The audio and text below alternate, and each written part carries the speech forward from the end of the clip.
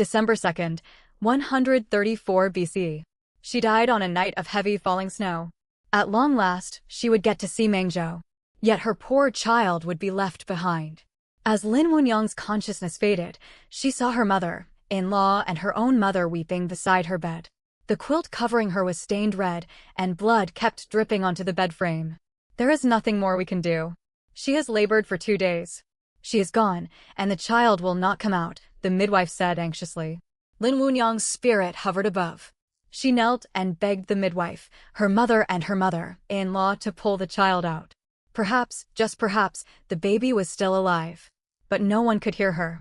She watched helplessly as day turned to night and night turned to day. Her body, still heavy with child, was wrapped in a straw mat. All around rose cries of grief, including her own silent weeping. Too poor to afford a coffin, the family prepared her for burial. Unfamiliar men lifted the straw mat to carry her away. The moment they hoisted her up, a purplish-hued infant tumbled out from the mat. The men scattered in terror, shouting of ghosts. She knew what that was. She drifted toward the baby on the ground, trying to cradle it, yet could not touch it at all. She let out hoarse, wordless cries and moans of overwhelming sorrow.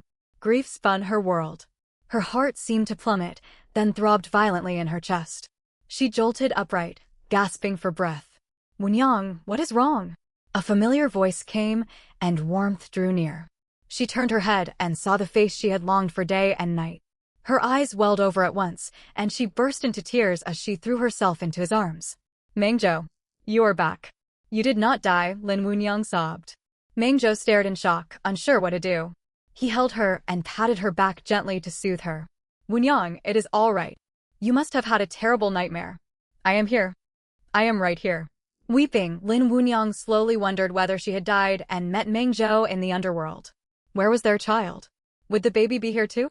She pulled back from his embrace and glanced around wildly. "Mengzhou, are we both dead? Where is our child? Did our baby also perish? Have the 3 of us been reunited in the underworld?" She tried to climb out of bed to search. Mengzhou quickly wrapped the quilt around her. This was their wedding night, and she wore nothing beneath the covers. "Wunyang, you are still shaken from that nightmare. No one has died. We are perfectly well," he said, drawing her close. Held in his arms, Lin Wunyang calmed. She glanced at the wedding characters pasted on the walls and the red bedding.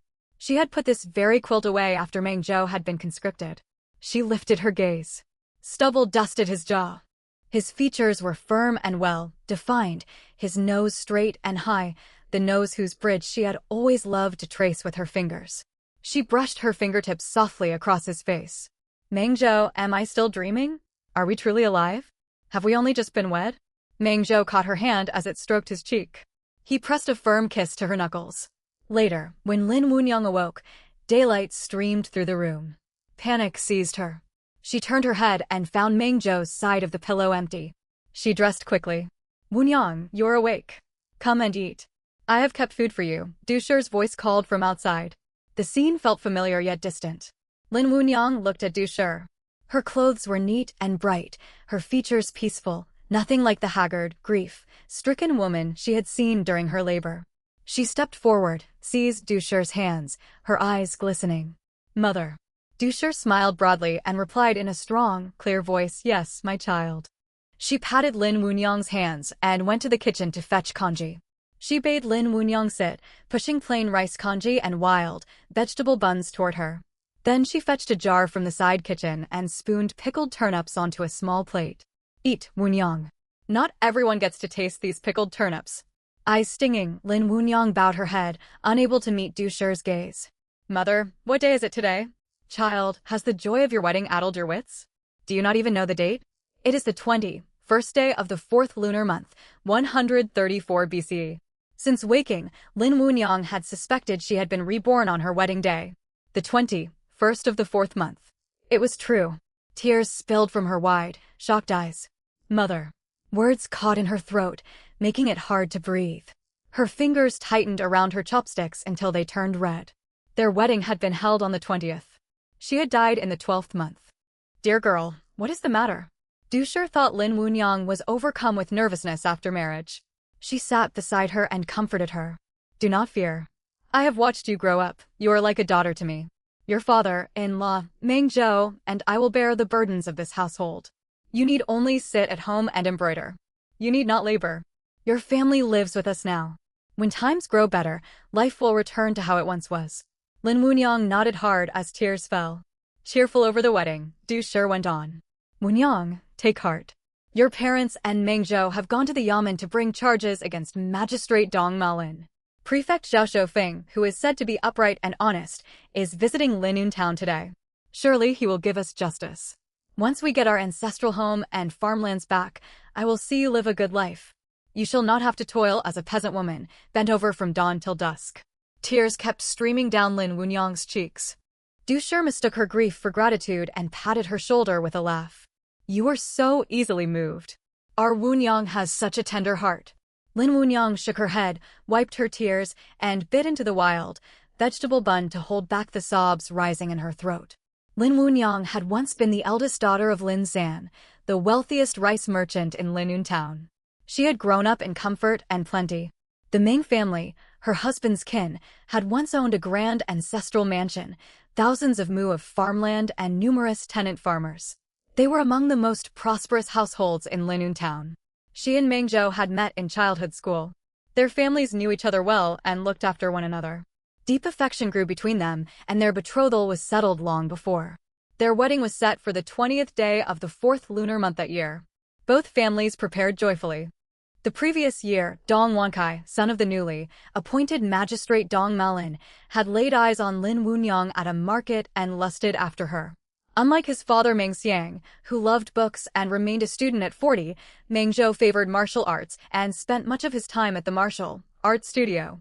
2 months before, the studio had sent its students to the countryside for physical training, and Meng Zhou had gone to assist. Lin Wunyang knew of this. Dong Wankai sent false news, telling her to meet Meng Zhou in a dense wood outside town. Lin Wunyang and Meng Zhou had often roamed the countryside together in their youth. Suspecting no trick, she went to the rendezvous.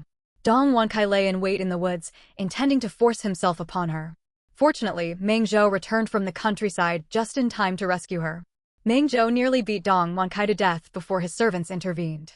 From then on, Magistrate Dong Malin bore a grudge against the Lin and Meng clans. He colluded with Lin Wunyang's paternal uncle Lin Yi and Meng Zhou's aunt's husband Gao Mao to forge accounts, falsely accusing the two families of evading taxes. The magistrate seized their lands, properties, and houses. They appealed for justice in vain.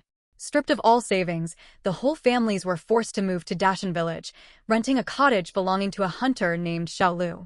Thankfully, Meng Zhou was skilled in combat, and Lin Wunyang's younger brother Lin Jidi had also trained in martial arts. Every day the two men hunted to feed the Lin and Meng households. Everything unfolded rapidly on the first day of the 4th lunar month, 134 BC.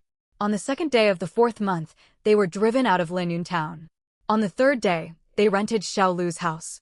They possessed no farmland. Villagers avoided them. The village head had been unwilling to let them settle. Only Xiao Lu's mother had stood as their guarantor. Xiao Lu's home stood at the foot of the mountains on the edge of the village, half an hour's walk from the main cluster of houses.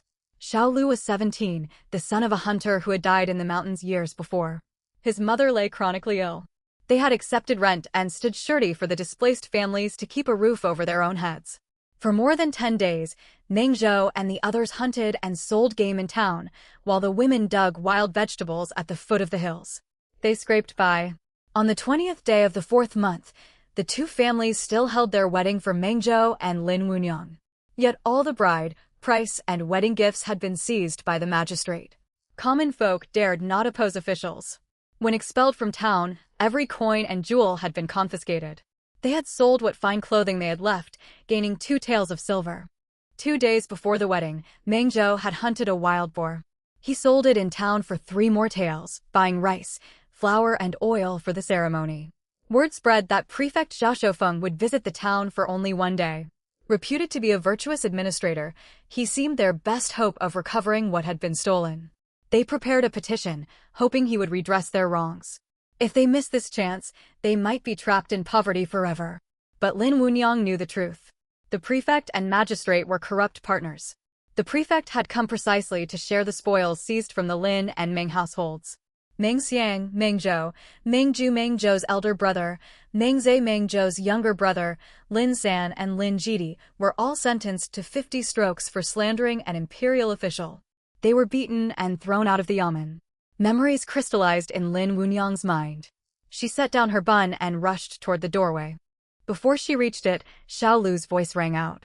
"Aunt Du, come quickly. Something terrible has happened to Brother Meng and the others." The dreadful scene she remembered unfolded once more before her eyes. Many villages had refused shelter to the Lin and Meng clans after their expulsion from Linun town.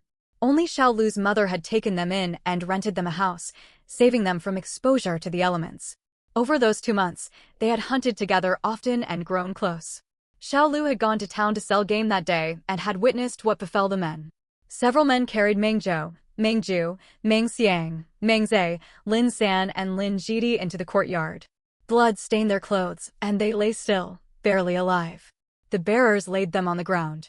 Straw covered their backs, yet blood still soaked through. Dusher cried out in horror at the sight of her husband and sons, their eyes shut, faces twisted in agony. What has happened? Who did this? Lin Wunyang's breath caught. The scene and the cries matched exactly what she recalled. She ran to Meng Zhou's side and laid a gentle hand on him. Tears streamed down her face, and she could not utter a sound.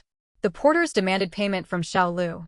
He handed one tael of silver to their leader, and they left with dismissive huffs. Through her tears, Lin Wunyang watched their blurred, retreating figures. Xiao Lu urged Du Shi and Lin Wunyang to hold back their weeping. They needed to move the injured men inside while he fetched a physician. They had received 50 strokes by the prefect's order and hovered between life and death. Du Shi nodded through her sobs, thanking him profusely. Only women remained in the household. They lacked the strength to carry the grown men. Du Shi spread straw across the main hall, and they dragged the injured inside. Xiao Lu helped as best he could. Even with his aid, Du Shi and Lin Wunyang were exhausted after moving only Meng Xiang. At that moment, Qinshi Lin Wunyang's mother returned from gathering wild vegetables in the hills, accompanied by Lin Jiaonyang Lin Wunyang's younger sister and Li Lan Mengju's wife. Qinshi, walking at the front, saw Lin San and Lin Jidi sprawled on the ground and shrieked. "Husband! Jidi! What has become of you?" Lin Jiaonyang cried out in alarm.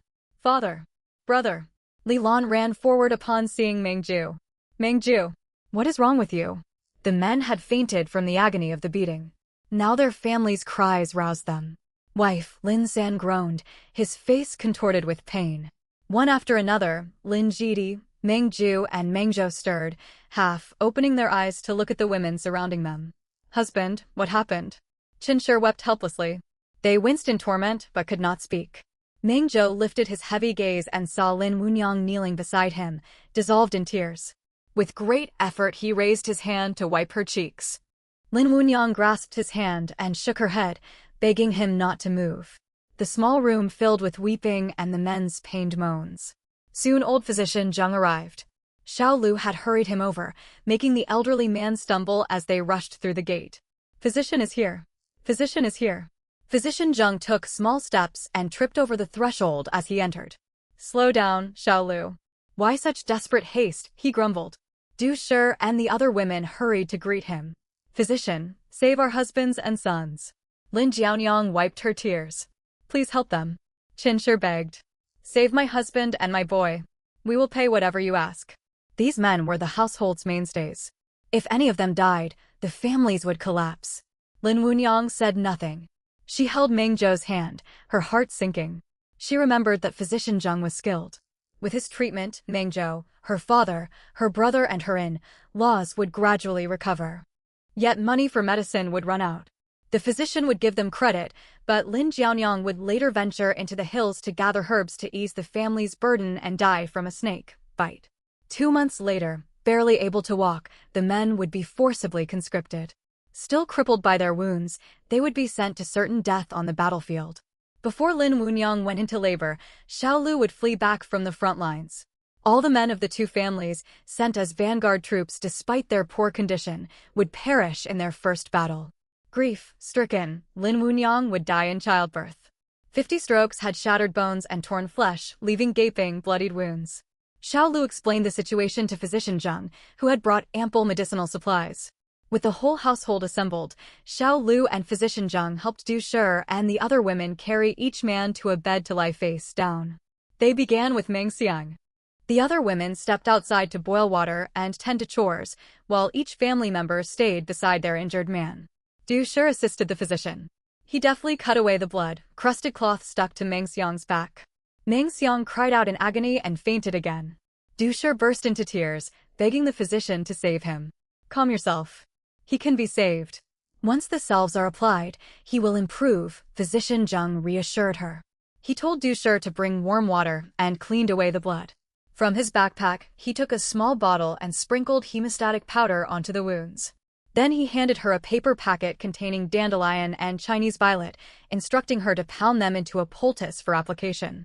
Du Shi received the herbs carefully, washing and mashing them. They were their only hope. After treating all the injured men, Physician Zheng sighed. These 5 have sustained grave injuries. Full recovery will take 3 to 5 months of rest and a great deal of medicinal ingredients.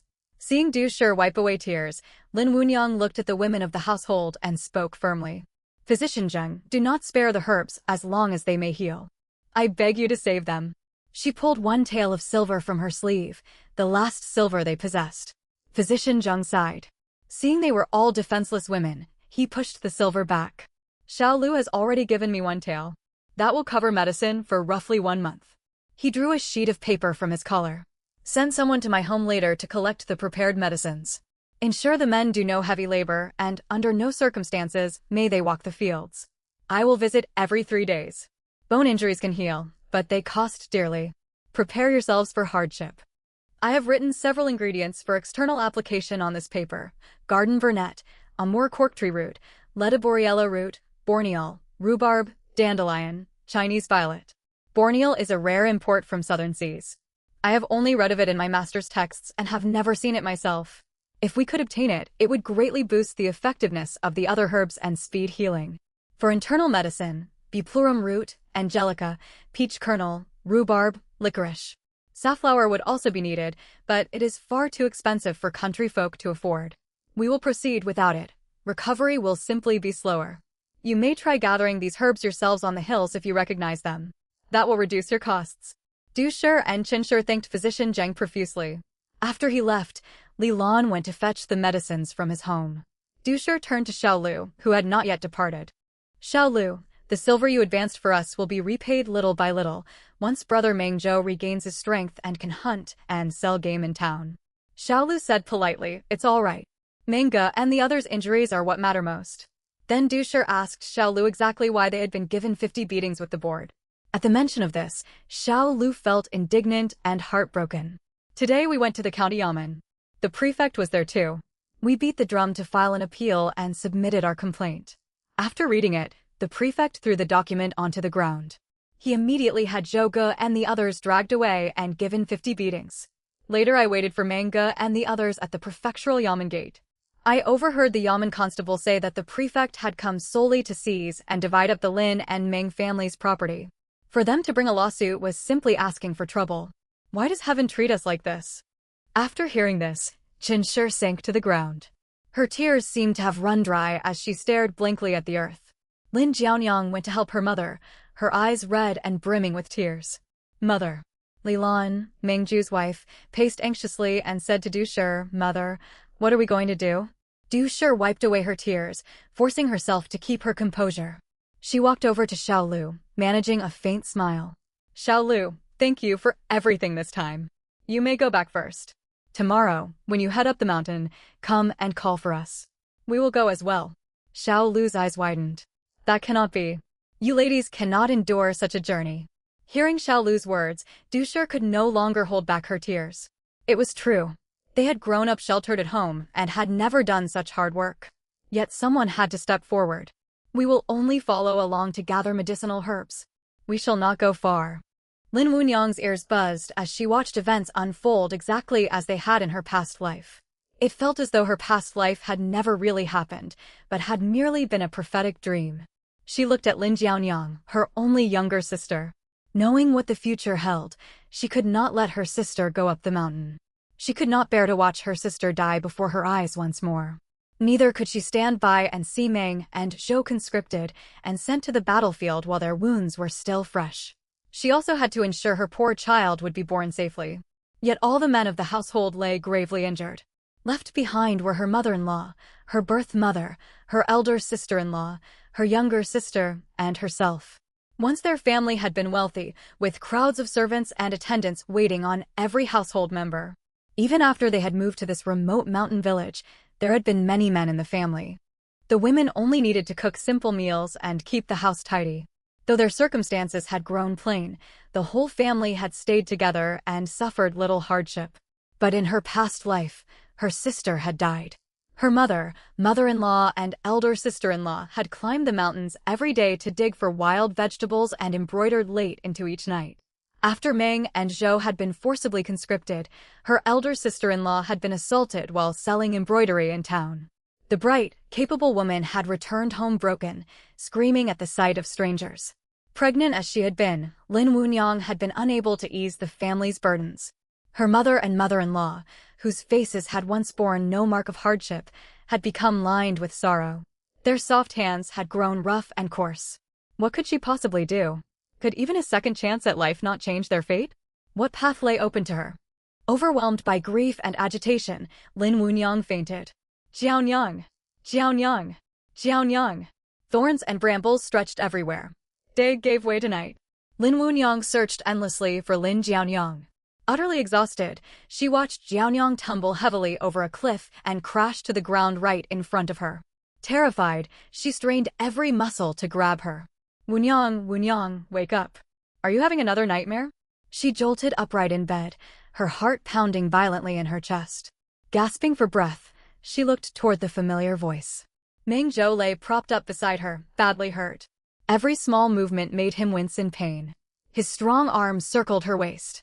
He propped himself up slightly and stroked her back with his other hand.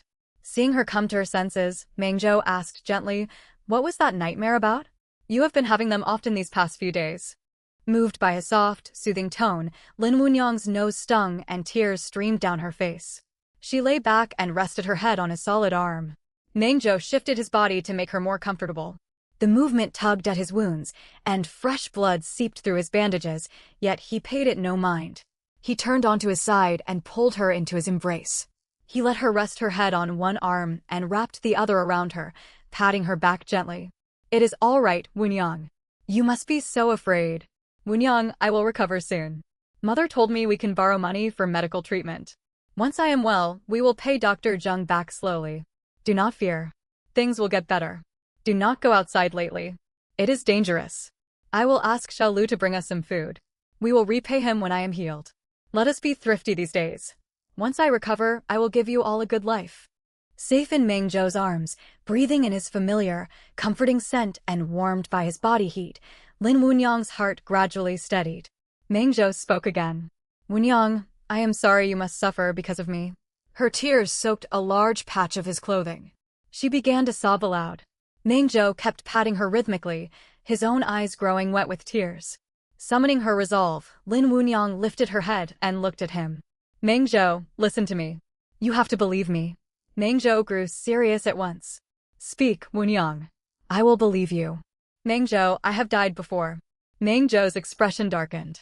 He tightened his grip on her hand. "What? What happened? What is this about?" "I have been reborn. I died, and then I came back to life." Meng Zhou frowned, sorrow in his gaze. "Wunyang, you must be trapped in your dreams. Nightmares are not real." Lin Wunyang felt helpless. "Let me finish. Please do not interrupt. It is true. When I first woke, I thought it had only been a terrible dream. But little by little, events unfolded exactly as I had seen them. Our wedding, you going to the prefectural yamen to plead your case the next day, the 50 beatings, being dragged home gravely injured by Xiaolu. Every detail matched. Tomorrow, Jianyang will go up the mountain to gather medicine and be bitten by a poisonous snake. She will die from the venom. After that, you and the others will be conscripted and sent to the battlefield before your wounds heal. Only our mothers, sister-in-law, and I will remain at home. Our sister-in-law will be assaulted by the county magistrate's son when she goes to town selling embroidery. She will lose her sanity. Our two mothers will work from dawn till dusk in the fields for our sake. In barely a year, Their hair will turn white, and they will waste away. I will be 9 months pregnant when Xiaolu flees home and tells us you have all perished. Overcome with grief, I will go into premature labor. Our child will not survive, and I will draw my last breath. Mengzhou, I died then. Our baby was born, its skin bluish-purple. I reached out to hold our poor child, yet I could not touch it at all. My heart was torn apart. I could barely breathe. Even in death I found no peace. I never got to see you one last time. I was filled with hatred. When I closed my eyes and opened them again, I saw you.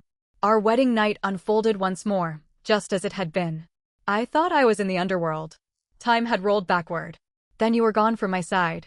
Mother spoke the exact same words she had said in my past life. Soon after, you were carried back home, injured, just as before. Mengzhou, I know this may sound unbelievable. At first, I doubted it too. But now I am certain I have been reborn. We cannot let tragedy repeat itself. Whether you think I am dreaming or mad, we must take precautions. What if it really comes to pass? I cannot bear to lose you. Or our family. I hate myself. Since rebirth, I have changed nothing. I could not stop you from getting hurt. What can I possibly do to avert this fate? I feel so powerless against all that has already happened. Lin Wunyang broke down in tears. She pressed close against Mengzhou for comfort and fell silent.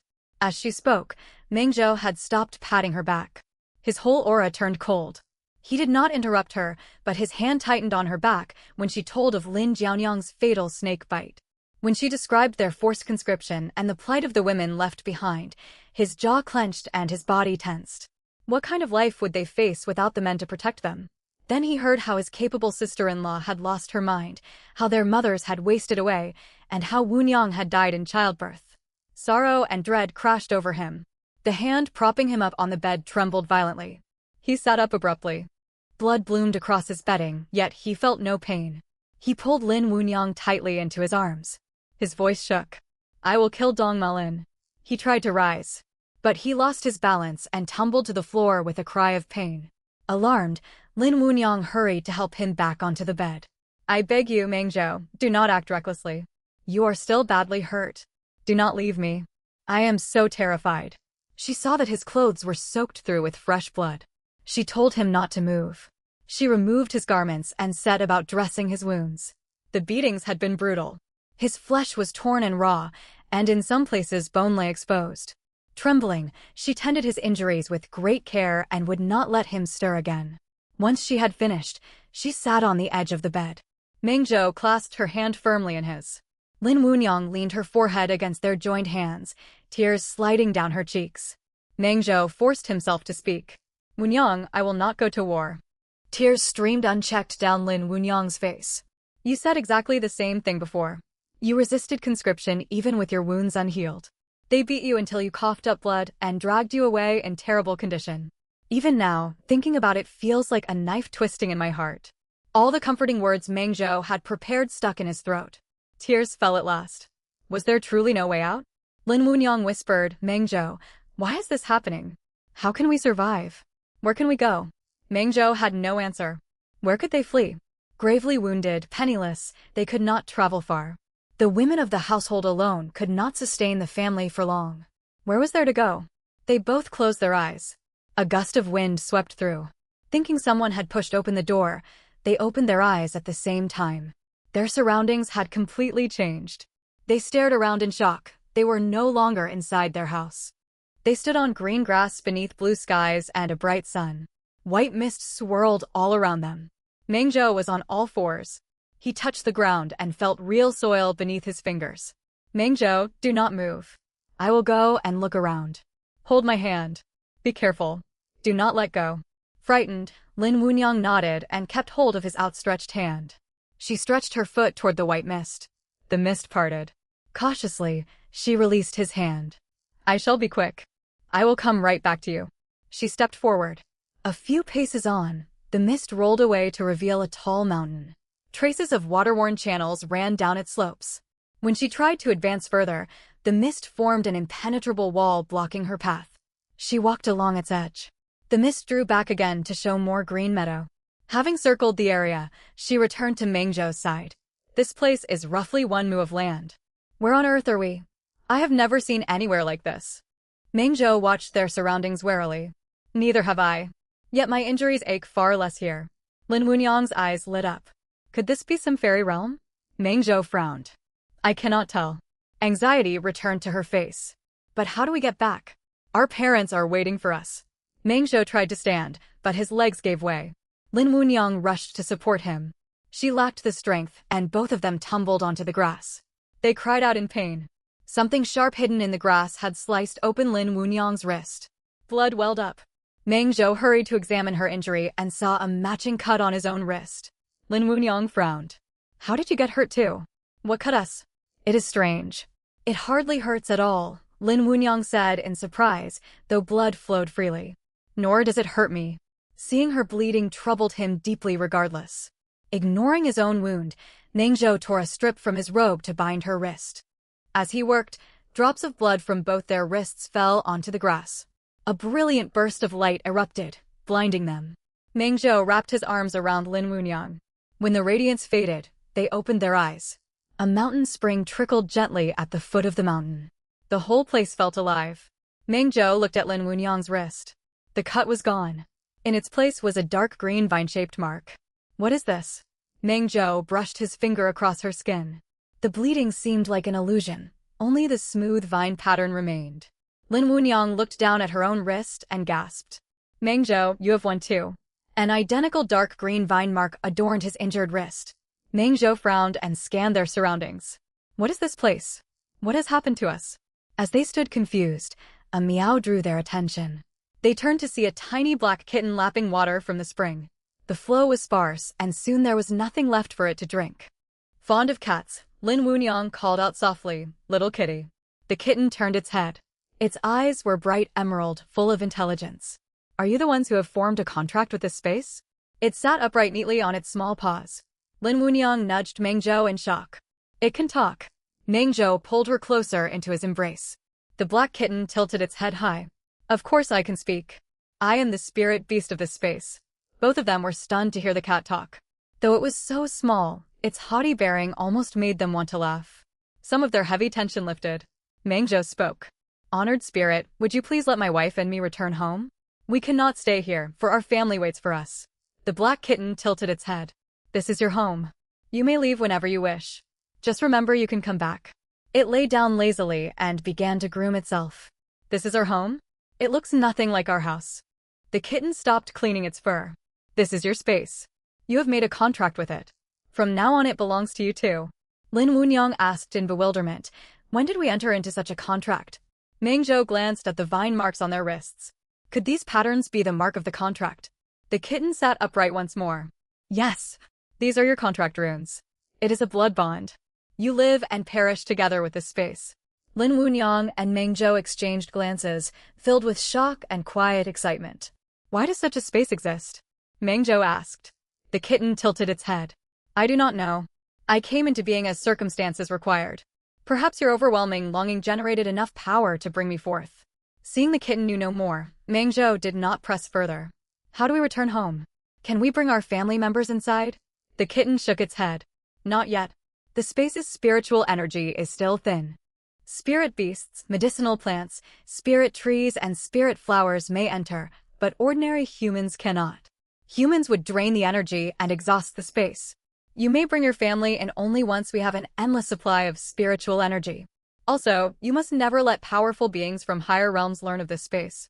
You have no spiritual power right now and cannot defend yourselves. They would seize its resources, turn you into puppets, and force the space to serve them for their own gain. We will keep it a secret, Lin Wunyang said, huddling close to Meng Zhou in fear. Meng Zhou stroked her back to calm her. The kitten meowed in satisfaction and continued. Still, you ought to plant many spirit flowers and herbs. When the space grows lush and thriving, it will continuously generate spiritual energy. Anything you grow or raise here can be used outside. Their effects will be far stronger than ordinary ones. Meng Zhou's frown softened. We shall guard this secret faithfully, husband and wife. The kitten nodded approvingly. It is for your own safety. It gestured toward the spring, whose water was dripping and pooling once more. You may drink this spirit, spring water. It will heal Meng Zhou's wounds rapidly. Overjoyed, Lin Wunyang hurried forward to cup the water in her hands, then grew anxious seeing no vessel to hold it. White mist stretched all around the grassland, and she felt close to tears. The kitten said, "You can go outside to fetch a cup." Lin Wunyang hesitated. "How do I leave? What if I cannot get back in?" Meng Zhou's grip on her hand tightened. "You will not be locked out," the kitten replied. "You are the space's creators. As long as you live, the space endures.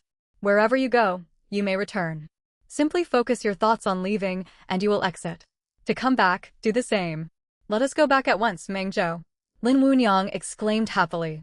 Meng Zhou nodded, his face brightening. Yes. Both of them focused their minds on returning. In the next instant, they found themselves lying back on their bed at home. Lin Wunyang hurried to the kitchen for a cup. Du Shi and Lin Jianyang were boiling medicine. Qin Shi was in another room tending to Lin San. Seeing Lin Wunyang grab a cup without drawing water, Du Shi called to her, telling her to fill it. "No need, mother," Lin Wunyang called as she hurried away. Du Shi watched her run off and asked no more questions. It was best not to pry into the young couple's private matters. Lin Wunyang took the cup back to their room, bolted the door, and together with Meng Zhou there, entered the space. Meng Zhou could only lie prone on the grass. Lin Wunyang carefully scooped half a cup of spring water and brought it over to him. Meng Zhou drank. The sweet, cool water flowed down his throat and filled his insides. The sharp pain of his wounds faded noticeably. He moved his legs. The throbbing ache was gone. Slowly, he pushed himself upright. Lin Wunyang supported him. He planted his feet on the ground, stamped them, and even jumped lightly. Astonished, he found his injuries were completely healed. He felt lighter and stronger than ever before. Lin Wunyang watched Meng Zhou's movements and asked in surprise, "Meng Zhou, you're all better? Does it not hurt anymore?" Meng Zhou looked at Lin Wunyang with deep affection and nodded firmly. "Yes, Wunyang, I don't feel any pain. Feel for yourself, I'm fully healed." Unable to believe her eyes, Lin Wunyang lifted Meng Zhou's clothes. The previously bone, deep wounds had all closed without a single scar, as if he had never been injured at all. "Meng Zhou, this is wonderful." "It is, Wunyang. I will never let us be parted again. I will save our families, and we will live happily together."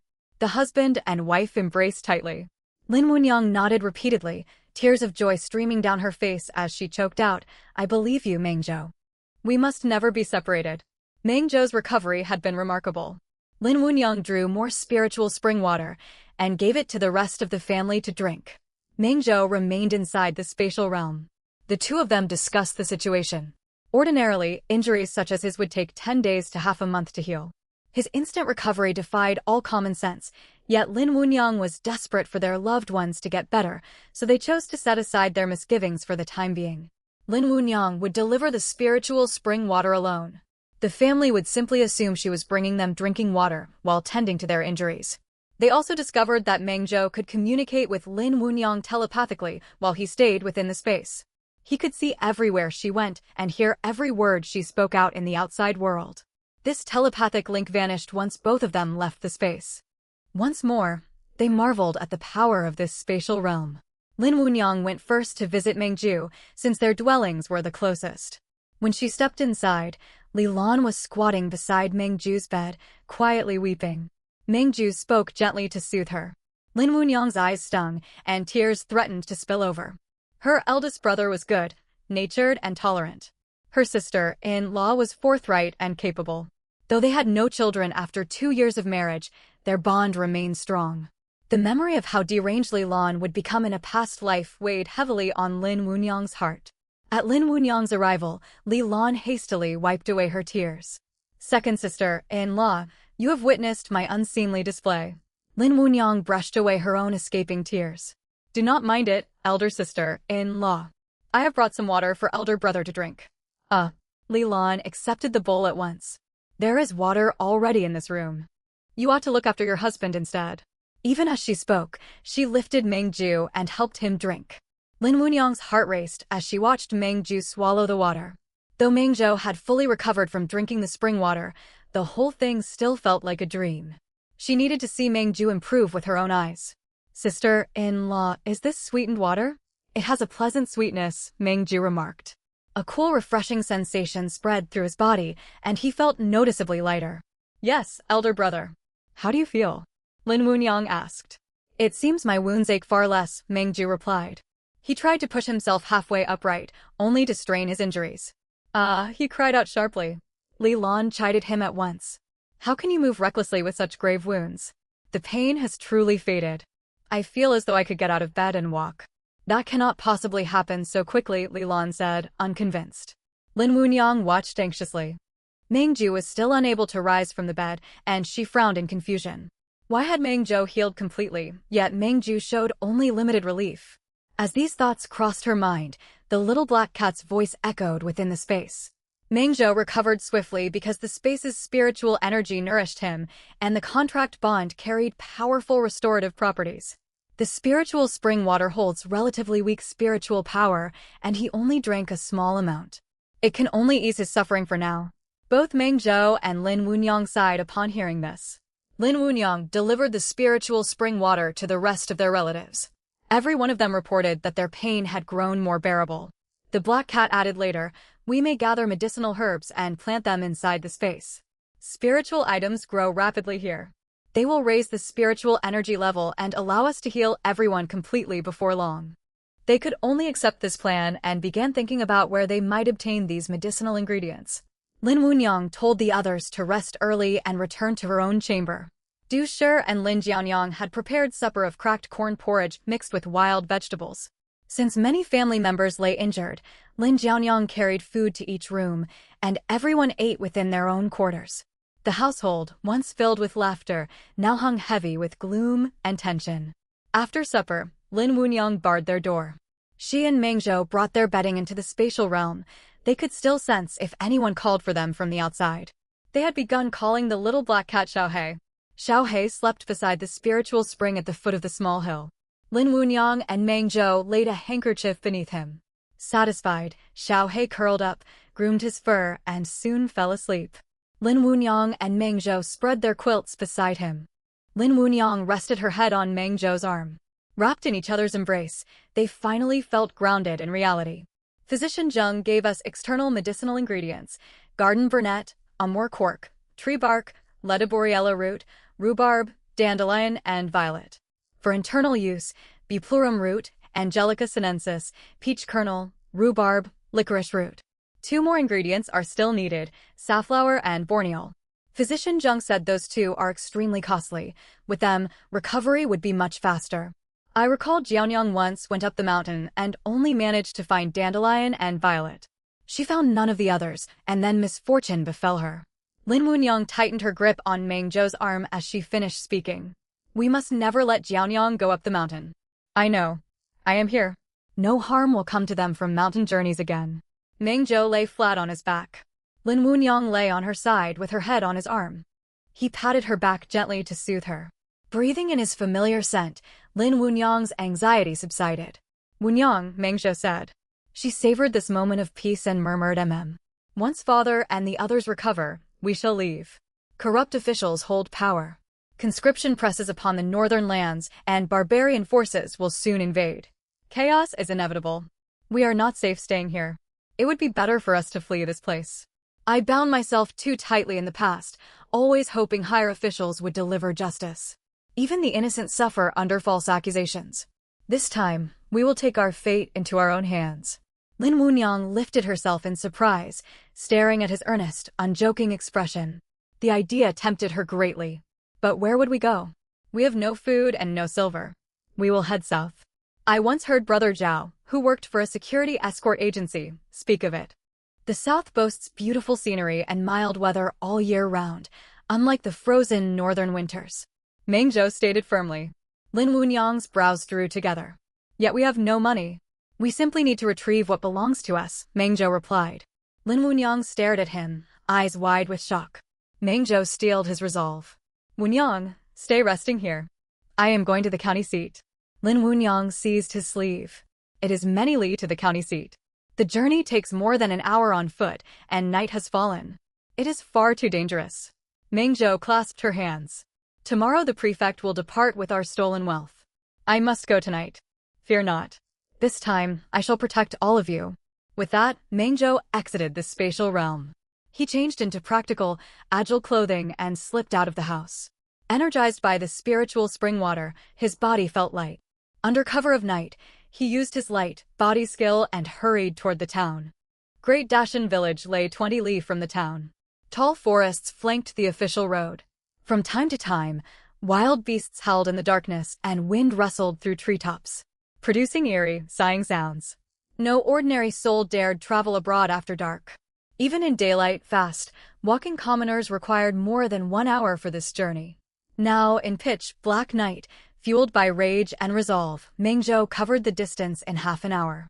Linun town stood at the northernmost edge of the Great Yan dynasty, close to barbarian territory. Barbarians often crossed the Great Yan mountains to plunder. For this reason, Linun town was encircled by lofty, imposing city walls.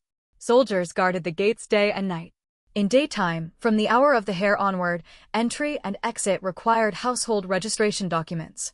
After the hour of the rooster, the gates closed completely. The walls stood more than 3 zhang high, built of blue, gray bricks marked by age. A few lanterns hung from the battlements. Their flames flickered in the night wind, casting shifting light over the carved characters Linun town above the gate. 2 night sentries leaned against the wall beside the gate, dozing with long spears in their arms. Figures occasionally moved atop the wall as sentries made their rounds. Mengzhou hid in thick woods beside the official road, observing the gate in moonlight. The main gate was sealed shut, impossible to pass. He circled around to the western side of town. Part of the city wall abutted a hillside, where rockslides over the years had piled rubble at its base, making that section half a zhang lower than the rest. He drew a deep breath, pressed his toes against the rubble, and leaped upward, landing silently behind the battlements. Leaning against the cold blue brickwork, he waited until the patrol soldiers' footsteps faded before rising slowly. He knew Linun town intimately, having grown up here. He could navigate every alley blindfolded. Climbing over this western stretch of wall brought him out behind City, God Temple Street, a quiet lane after dark. A half cup of tea time walk east along the narrow alleys led to the residence of his great-uncle Mengji. A quarter-hour's walk further along the main streets would bring him to the yamen. Years earlier, a bitter property division had torn their branch of the family apart. Mengji and his household had deemed the ancestral inheritance distribution unfair, and ties had been severed for many years. When Mengzhou's father had gone to them begging for a loan after their family assets were seized, they had driven him away and heaped scorn upon him. Mengzhou clenched his fists. He would secure a better future for his family. He climbed down from the battlements and landed on the flagstones of City, God Temple Back Street. His knees bent to absorb the impact, making barely a sound. He scanned the empty lane warily. Only a wild cat sat atop a wall, its emerald eyes fixed upon him. Hugging the wall, he hurried toward Mengji's dwelling. The hour of the pig has arrived. Heaven and earth grow dry. Guard against fire. Take care of your candles.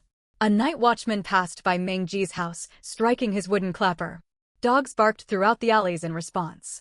Mengzhou pressed flat against the wall and waited until the clapper's noise receded into the distance. Then he moved swiftly toward the yamen. His feet made no sound as he slipped through side lanes. 2 yamen runners leaned against the main yamen gate, dozing with great blades in their hands. 2 lanterns hung above the entrance. Mengzhou sized up the wall. Without hesitation, he pushed off the western outer wall and bounded onto the yamen's eastern wall. Crouching low, he waited for a patrol to pass before dropping lightly into the compound. He was unfamiliar with this particular yamen, yet government buildings all followed similar layouts.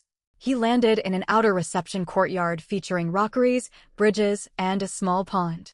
The treasury holding silver and valuables would lie deeper within the inner compound, surely guarded.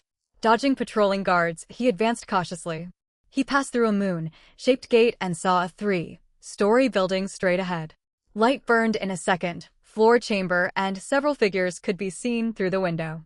When no one was nearby, Mengzhou used his light body skill to climb to the second floor. He pricked a small hole in the paper window with his finger. The sight inside filled him with overwhelming revulsion. He longed to burst in and destroy those men. Mengzhou, calm yourself. There are far too many guards here for you to fight. Think of your family. Lin Wunyang's voice echoed from within the spatial realm. Mengzhou's muscles tensed. His fingernails dug into his palms as he forced himself to remain still. Breaking into the yamen carried great risk. Lin Wunyang had been watching over him from the space, consumed with worry. Magistrate Dong, thanks to you, we shall enjoy great prosperity, Prefect Zhao Shoufeng said. I am newly arrived here. I never imagined such a remote county would hold such wealthy households, replied Dong Malin. The Ming family's ancestors served as high officials under the previous dynasty. When the Great Yan dynasty was founded, they migrated here with vast fortunes, buying up fertile farmland and opening numerous shops. Later generations focused on official examinations rather than managing their businesses. Successive property divisions caused their fortunes to dwindle. Without Meng Zhou's marriage into the Lin family, I would never have guessed how much wealth remained in the Meng household. The Lins are indeed the largest grain merchants in Linyun town. Their assets are substantial as well. Zhao Shoufeng laughed heartily. Who would have thought? Transferred away from the prosperous Great Yan capital to this desolate border place, and we have stumbled upon such good fortune. Indeed, this windfall exceeds all the bribes we received over 3 to 5 years in our old posts. Dong Malin stroked his beard and smiled. What shall we do about dividing the spoils? Zhao Shoufeng asked.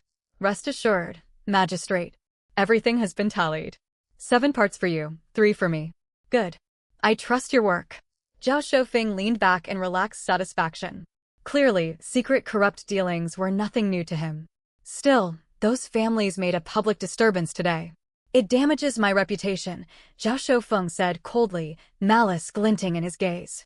Dong Malin's eyes shone with cunning. Do not worry. News arrives that turmoil erupts in the barbarian northern lands. We can send those men off to conscripted military service. Their wounds will take half a year to heal, and they will surely perish on the battlefield. Once only women remain, they will pose no threat. Left destitute after losing their husbands, they will be grateful if my son offers them shelter. We may even send some of them to serve as concubines for high-ranking officials. They will make fine gifts. The north grows dangerous. I have heard that soldiers from Great Yan are already clashing with barbarian tribes at Ice Mountain Town. This year brings drought and famine. Military provisions will run short, and defeat is inevitable. We must return to the Great Yan capital quickly, or we shall perish here as well. Meng Zhou quietly withdrew from the second-floor window, departing without a sound. Everything matched what Lin Wunyang had foreseen. These corrupt officials intended to exterminate his whole family. He would not let them die simple deaths. He needed to locate the treasury holding their stolen silver. The Meng and Lin families had always conducted honest business. One morning, government soldiers had burst into their homes, bearing some unknown ledger, and falsely accused them of tax evasion. Under Great Yan law, merchants must pay taxes corresponding to their yearly earnings. Tax evasion carried penalties of full asset confiscation and banishment from the locality. When they demanded to examine the ledgers, officials threw books at them. Their own records were genuine, yet the total figures had been tampered with. Without allowing them to defend themselves, officials arrested them, ordered them to pay enormous compensatory fines, and drove them out of Linyun town. Anyone who resisted was beaten. At the time, they had hoped to appeal to higher-ranking officials for justice. Now it was plain to see that most officials were equally corrupt. They could only save themselves. He must grow stronger. He would also pay a visit to the officials' private residences. Lost in these thoughts, he reached the innermost section of the Yamen compound. Hiding behind rock formations, he beheld a pair of side chambers. 4 guards stood watch. 2 of them lay asleep on the ground, while the other 2 kept lookout, heavy-eyed and drowsy. This must be the treasury. Meng Zhou picked up 2 small stones from the ground and flicked them forth in an instant. Thud. Thud. The 2 drowsy sentries crumpled to the ground. The 2 sleeping men jolted awake. Meng Zhou moved like a shadow, striking both with sharp hand, blows to the neck, and they collapsed unconscious. Patrols would arrive soon. He had to work fast. At that moment, Lin Wunyang stepped out from the spatial realm. Moonlight spilled over rows upon rows of storage shelves. There is no more time to waste. Grab what you can. Take the lighter items first, Meng Zhou urged. Lin Wunyang nodded firmly. Some valuables sat inside small chests. When she tried to lift one, she discovered that merely touching an object allowed her to draw it directly into the spatial realm. They exchanged a glance of surprise. Using their will, they drew away every shelf, stored treasure, scrolls, paintings, and ornaments. Even the wooden shelves vanished into the space. At the innermost end of the chamber stood an altar table holding peaches offered to the god of wealth. Meng Zhou reached out to take those peaches as well. Crack. The statue shifted and split open, revealing a narrow hidden doorway. Meng Zhou pulled Lin Wunyang inside. The door shut immediately behind them. Oil lamps lined the tunnel walls. 50 meters onward lay another hidden chamber. They stared in awe. The room was stacked high with sorted treasures, silver and gold ingots, paintings, porcelain, silk fabrics, and medicinal herbs. They had no time for careful inspection. With a thought, everything vanished into their spatial realm. No alarm had been raised outside. They decided to follow the tunnel to its exit. Lin Wunyang slipped back into the space. The tunnel led out into the corrupt prefect's private bedchamber. Meng Zhou gathered every valuable object within sight into the space. Even his bed and chairs were carved from precious golden Nanmu wood, a mark of outrageous extravagance. Meng Zhou turned to leave with disdain. From within the space, Lin Wunyang spoke. Meng Zhou, why not take all these luxury goods as well? Once we escape far away, we can sell them later. Meng Zhou readily agreed. It cost nothing more than a thought. Though he loathed handling possessions stolen by such a wicked man, he would not leave those riches for the corrupt magistrate to enjoy. Once again, he appreciated the immense value of the spatial realm. Without it, he could never carry away so much treasure even if he succeeded in breaking in alone. The Yamen compound remained quiet. Emboldened, relying on his knowledge of official, residence layouts, he made his way to Dong Wansai's bedchamber. He produced smoke incense laced with sleeping powder, poked a hole in the paper window, and blew the fumes inside. He slipped into the room like a ghost and drew his sharp blade. He told Lin Wunyang through telepathy to close her eyes. The blade struck home. Dong Wansai's eyes flew open in agony. He could only make muffled sounds, his mouth covered. Writhing and convulsing in pain, he tried to scramble off the bed, but Meng Zhou struck him hard and knocked him unconscious. Meng Zhou would not grant him a quick death. He intended for these villains to live and suffer.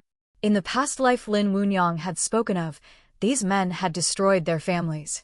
In this life, they would endure bitter retribution. Blood pooled across the floor. Meng Zhou changed out of his blood-stained clothes.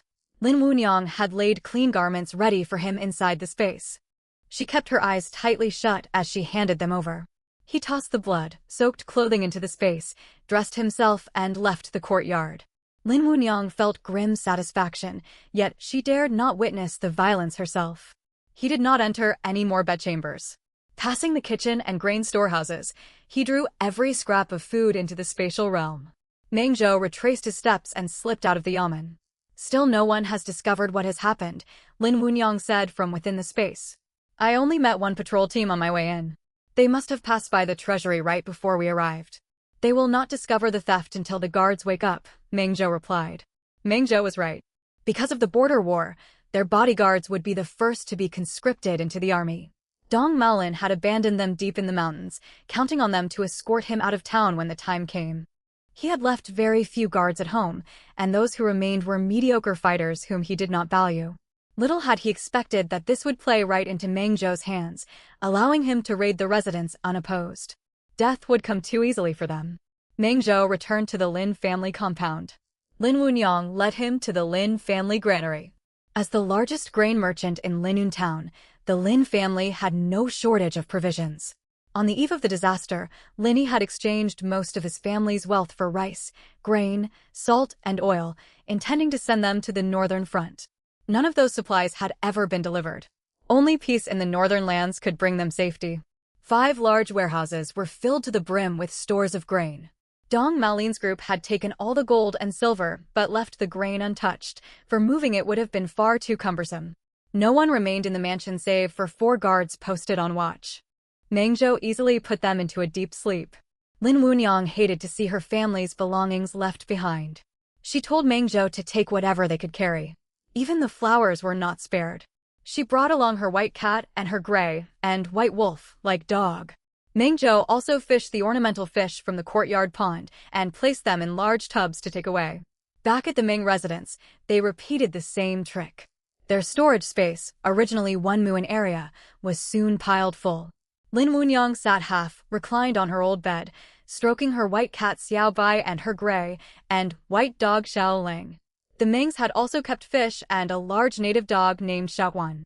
Once Meng Zhou had brought all these animals into the space, the visible area seemed to expand, now close to 4 mu. Cattle, sheep, horses, and pigs had been raised on the hills behind the Meng household. Dusher had been born into a farming family. Meng Xiang had fallen in love with her at first sight when visiting one of his country estates. Meng Xiang had formally asked for her hand in marriage. The Meng family cared nothing for rigid status distinctions. The two had married and lived in great affection, raising 3 sons together. Dusher had always enjoyed raising chickens, ducks, cattle, and sheep, and tending small vegetable plots. Later in life, she took up embroidery and left most of the field work to servants, checking on the crops from time to time. This was exactly how they had survived after Lin Wunyang became pregnant, after Li Lan lost her sanity, and after Qin Shi, Lin Wunyang's birth mother, a gentle noblewoman with no practical farming skills, could not provide for them. Dusher knew how to farm, how to budget supplies, and which wild vegetables and mushrooms were safe to eat. Her practical knowledge had kept them alive. After gathering all the supplies, Meng Zhou stepped into the space. Lin Wunyang sighed. Before, our belongings were piled right up against the white mist at the edge of the space. Now that it has grown, all the gold, silver, treasures, and daily goods that filled that first mu no longer seem so overwhelming. The space will keep growing larger, Meng Zhou said. Xiaobai, Xiaoquan, and Xiaolang were overjoyed to see them. They circled around Lin Wunyang and Meng Zhou, rubbing against them and nuzzling their hands. Eyes reddened, Meng Zhou stroked Xiaolang and Xiaowan as they brushed against his feet. Lin Wunyang picked up Xiaobai and buried her face in its soft fur. Tears slipped from the corners of her eyes. Xiaobai, Xiaobai. Xiaobai rubbed against her, mewing again and again in reply. Meow meow meow meow. Mistress, mistress, you've finally come for us. We're starving. Xiaobai lifted a paw and patted its stomach. Through her tears, Lin Wunyang could not help but laugh. Among the supplies they had collected were roasted chickens. She walked over to the food stores and took out 4 roasted chickens. Hey, the black cat that had been staying at the foot of the small hill, sauntered over with a dignified bearing. It sniffed the roasted chicken curiously. Meow, that smells wonderful. Lin Wunyang could understand its cries. She pushed a plate forward. Can you eat this? Hey tilted its haughty little head. Though I am a spirit creature, I can feel hunger. Normally I draw nourishment from the space's spiritual energy and feed on spirit plants to grow. Nothing has been planted here yet, so I will condescend to eat some of this. Lin Wunyang smiled. Very well, go ahead. Hey. Hey flicked its tail and stepped forward with graceful strides before lowering its head to eat elegantly. Lin Wunyang's heart softened. Xiaoquan and Xiaolang wagged their tails and stared at her longingly. Her eyes grew moist again. She held Xiaobai in her arms and stroked the panting wolf dog. She reached out to pet He as well. The cat tilted its head back, narrowed its eyes in comfort, and swished its tail. Xiaobai jumped down and watched He warily from a short distance away. It finally sank in for Lin Wunyang that He was truly just another cat. Xiaobai tilted its head and rubbed against her leg, begging for caresses. Xiaolang and Xiaowan stretched their necks and paws, also seeking attention. Lin Wunyang felt both tender-hearted and deeply grateful. She pushed the plates of roasted chicken toward them. Eat. At her word, Xiaoquan and Xiaolang pounced and began devouring the food. Xiaobai and He, though famished, ate with quiet refinement. Meng Zhou slipped an arm around Lin Wunyang's shoulders, and she leaned against him. Her voice was soft as she spoke. In our past life, we had wanted to take those 3 animals with us, but government officials seized them, declaring them official property we could not remove. Later, heavy with child, I traveled into town to buy grain. Jiao, Nyang was already gone. My sister-in-law had been driven mad after suffering humiliation at Dong Wansai's hands. You had been conscripted, and no one knew whether you lived or died. I struggled all the way to town, hoping to see Xiaobai, Xiaolang, and Xiaowan. They had been locked in cages outside the Lin residence. When I arrived, they were gone. I was told they had escaped and been beaten to death by soldiers. Their bodies had been thrown into the mountains. Traveling to town while pregnant had drained nearly all my strength. My heart felt torn apart. I could not bring myself to go look for them. I never even got to see them one last time. Lin Wunyang broke down and wept in Meng Zhou's arms. It is all over now, Wunyang. I will not let the tragedies of our past life repeat themselves. Trust me. Lin Wunyang sobbed uncontrollably. How much pain they must have endured. Meng Zhou held her tightly, brushed a light kiss to her forehead, and rested his hand gently over her abdomen. Do not grieve so deeply. You may already be carrying our child. Do not hurt yourself or the baby. But we were only married one day, she said. In our past life, we conceived from that single night together, Meng Zhou told her, gazing at her tenderly. Lin Wunyang was startled. Of course. It was around this time that her pregnancy had begun in their former life. It must have happened that very first night. Yes, it must be, she whispered. She stopped crying, thinking of the child who had endured so much hardship within her in their past life. Mengzhou lifted her and set her down on the bed. Rest here. I must leave the space and head out of the city. Once I reach the village, I will bring you out. Mengzhou left the space and slipped out through the city gate along the path he had taken before. The sky was still dark. Once he reached the woods outside the town, he summoned a fast horse from the space and galloped toward Dashan village. By the time Mengzhou arrived at Dashan village, the sun had peeked over the horizon, casting faint pale light. All was quiet. Taking advantage of the continued unrest in the Lin and Meng households, he slipped quietly into their rented rooms. The house they rented from Wang Xiaolu had been built years before by Wang Xiaoliu's late father. A strong man skilled with weapons, he had earned money working for a security escort agency and hunting in his spare time. The house sat at the foot of Dashan Mountain, well separated from the rest of the village. A tall wooden fence kept wild beasts away. Inside the gate lay a spacious courtyard with a peach tree. Beneath the tree stood a chicken coop where several chicks cheeped and wandered about. The buildings were divided into two sections. On the left, the main house and kitchen formed an arc of 6 rooms. On the right stood the old family home, where Wang Xiaolu and his mother now lived. Wang the hunter had built those 6 rooms hoping for more children with his wife Chenhua. But after giving birth to Wang Xiaolu, Chenhua's health had declined, and she bore no more children. Much of their savings were spent on her medical care. After the hunter died, the family lost their main source of income. He had hoped Wang Xiaolu would become a scholar, and had sent him to study in town. With his father gone, Wang Xiaolu took up hunting.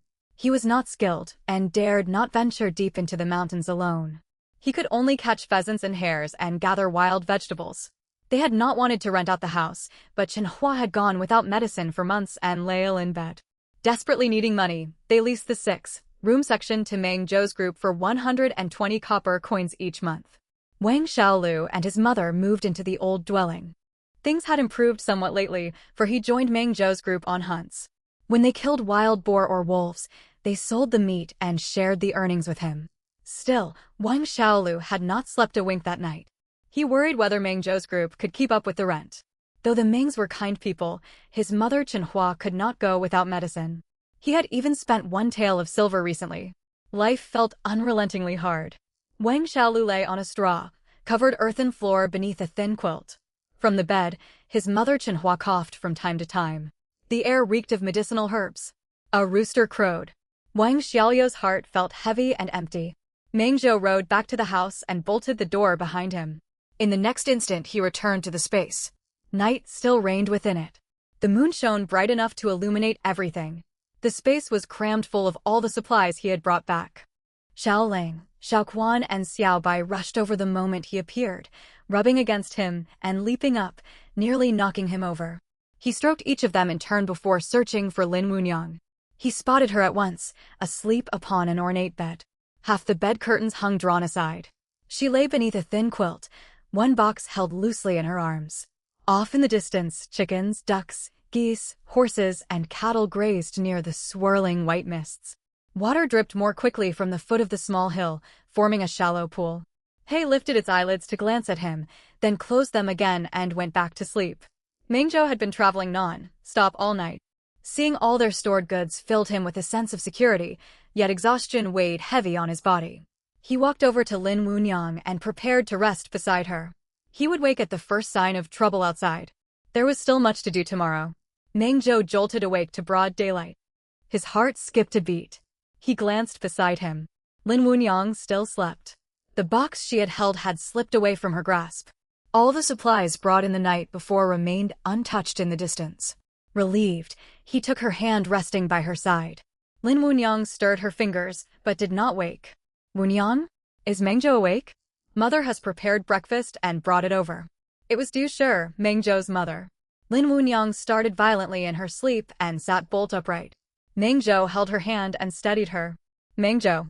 At the sight of him beside her, her fear faded and her racing heart calmed. I am here. Let us go back outside. Very well.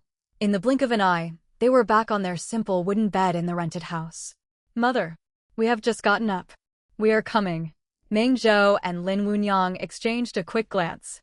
Meng Zhou lay flat at once, and Lin Wunyang pulled a tattered gray quilt over him. She smoothed the covers, stepped down from the bed, slipped on her shoes, and opened the door for Du Shi. Du Shi was a resilient woman with a gentle temperament.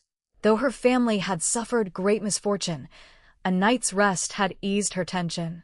She smiled warmly at Lin Wunyang. Wunyang, is Meng Zhou feeling better? He is doing better, mother. Please come in. I shall not trouble you. I rose early to make medicine and breakfast. Eat first, then give the medicine to the second son. I have also brought the ointment for external use. Remember to change his dressings. Now that her son was married, the young couple had only this small private room. She chose not to intrude. Thank you, mother. Lin Wunyang took the tray holding food and medicine. How are father and the others doing? Much improved. I checked on them all. Old Dr. Zhang's medicine is truly remarkable. After only one night, they say their wounds are healing and the pain has lessened greatly. Du Shi's voice held quiet joy. That was why she could still smile. That is a relief. Meng Zhou says the same. He slept through the night without crying out in pain. At the mention of her son's suffering, Du Shi's eyes reddened with sorrow. As long as everyone is alive, we need not grieve over lost money. Wounds will heal. What matters most is that we are together. Yes, mother. Lin Wunyang's eyes also grew damp. Let us speak no more of hard times.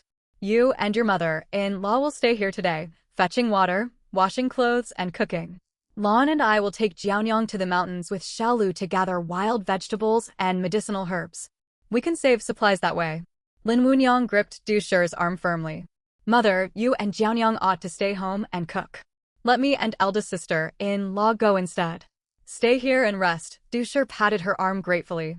She knew Wunyang only wished to spare them hardship. I am not skilled at cooking. I would only waste food. But I know how to pick wild vegetables. You can trust me. Du Shi hesitated. Driven from their home, they had lost nearly all their valuables. Meng Zhou's uncle and aunt had proven cruel and heartless, offering no help at all. Du Shi's own relatives had suffered because of her and had little to spare. None of their old friends dared open their doors to them. In just a few short days, they had seen the true faces of those around them. The Lin family faced similar betrayal from their own kin. They had pawned fine silk garments and simple hair ornaments for 5 taels of silver. With 2 taels, they bought a wooden cart and stocked it with coarse grain. They paid rent for the house. Meng Zhou and his brothers had brought home 2 more taels of silver from hunting. After buying cloth for new clothes, salt, seasoning, meat, and covering the wedding expenses for Meng Zhou and Wunyang, barely 1 tael remained. Old Dr. Zhang had charged nothing for his treatment. Otherwise, that last tael would already be spoken for. They had to be frugal with every bite. After a moment's thought, Du Shi finally agreed that Lin Wunyang and Li Lan would go into the mountains with Wang Xiaolu. Lin Wunyang did not need to tend Meng Zhou's wounds. Breakfast was a thin bowl of cracked corn porridge, hard bits of grain still visible, bland and tasteless. She forced herself to eat half a bowl before passing the rest to Meng Zhou. He drank it down quickly. While waiting for Wang Xiaolu to call for them, she sent Meng Zhou into the space. Then she carried cups of spirit, infused water to the rest of their family. She entered the room where Lin San and Qin Shi lay. Qin Shi seized her hands and wept. Wunyang, what shall we do? We have no source of income. Your father and the others are gravely injured. How will we survive? Qin Shi was gentle, natured, and indecisive. In the past, she had relied entirely on Lin San. He had spoiled her, letting her rest, enjoy massages, and watch operas. Her children had grown up sheltered. Few of them had made friends outside the household. Only Lin Wunyang had often gone out with Meng Zhou. Seeing her mother fall apart grieved her. Qin Shi was only now fully grasping their desperate situation. With Lin San incapacitated, she turned to her daughter. Mother, father will recover. Things will get better. I am going into the mountains to gather herbs. Stay here and wait for me. Do not go, my child. The mountains are dangerous. Qin Shi wept harder, heart broken that her sheltered daughter must risk herself in the wilds. Lin Wunyang held her and comforted her, yet Qin Shi could not stop crying. She led her into the inner room. My dear wife, do not despair. I will recover soon, Lin San said, having overheard their conversation. Helpless and bitter, he grieved for his wife and daughter. Lin Wunyang seated Qin Shi beside Lin San's bed. She took both of her parents' hands and knelt beside them. Father, mother, I will take care of you. You must rest and heal. She stroked their hands, now lined and worn, and noted strands of gray in their hair. Fighting back tears, she smiled. Father, drink this water. It will help you heal. Later you shall taste the wild vegetables I gather. You must praise my work. Very well. Everything my daughter brings back will be wonderful. To see her father alive before her filled Lin Wunyang's heart with overwhelming emotion. She gave silent thanks for her second chance at life. Lin San was not a man of many words. Qinshi's eyes were red. Lin Wunyang's own eyes stung with unshed tears. Afraid of breaking down completely, she took her leave and went to Lin Jidi's small room. Lin Jianyang was feeding him medicine. Elder sister. Lin Jidi's face lit up when he saw her enter. Jidi, do not move. Lin Wunyang hurried forward to prop him up. I feel so much better, Lin Jidi said brightly. The pain has lessened, though I still cannot move freely. Hardly so much better, Lin Jianyang chided softly as she patted his hand. Gentle and delicate, she spoke in a soft, wispy voice. Elder sister, I am frightened. Abandoning the spoon, she sat beside Lin Wunyang and wrapped both arms around her shoulders, resting her head against her sister's shoulder. Tears dripped onto Lin Wunyang's clothing.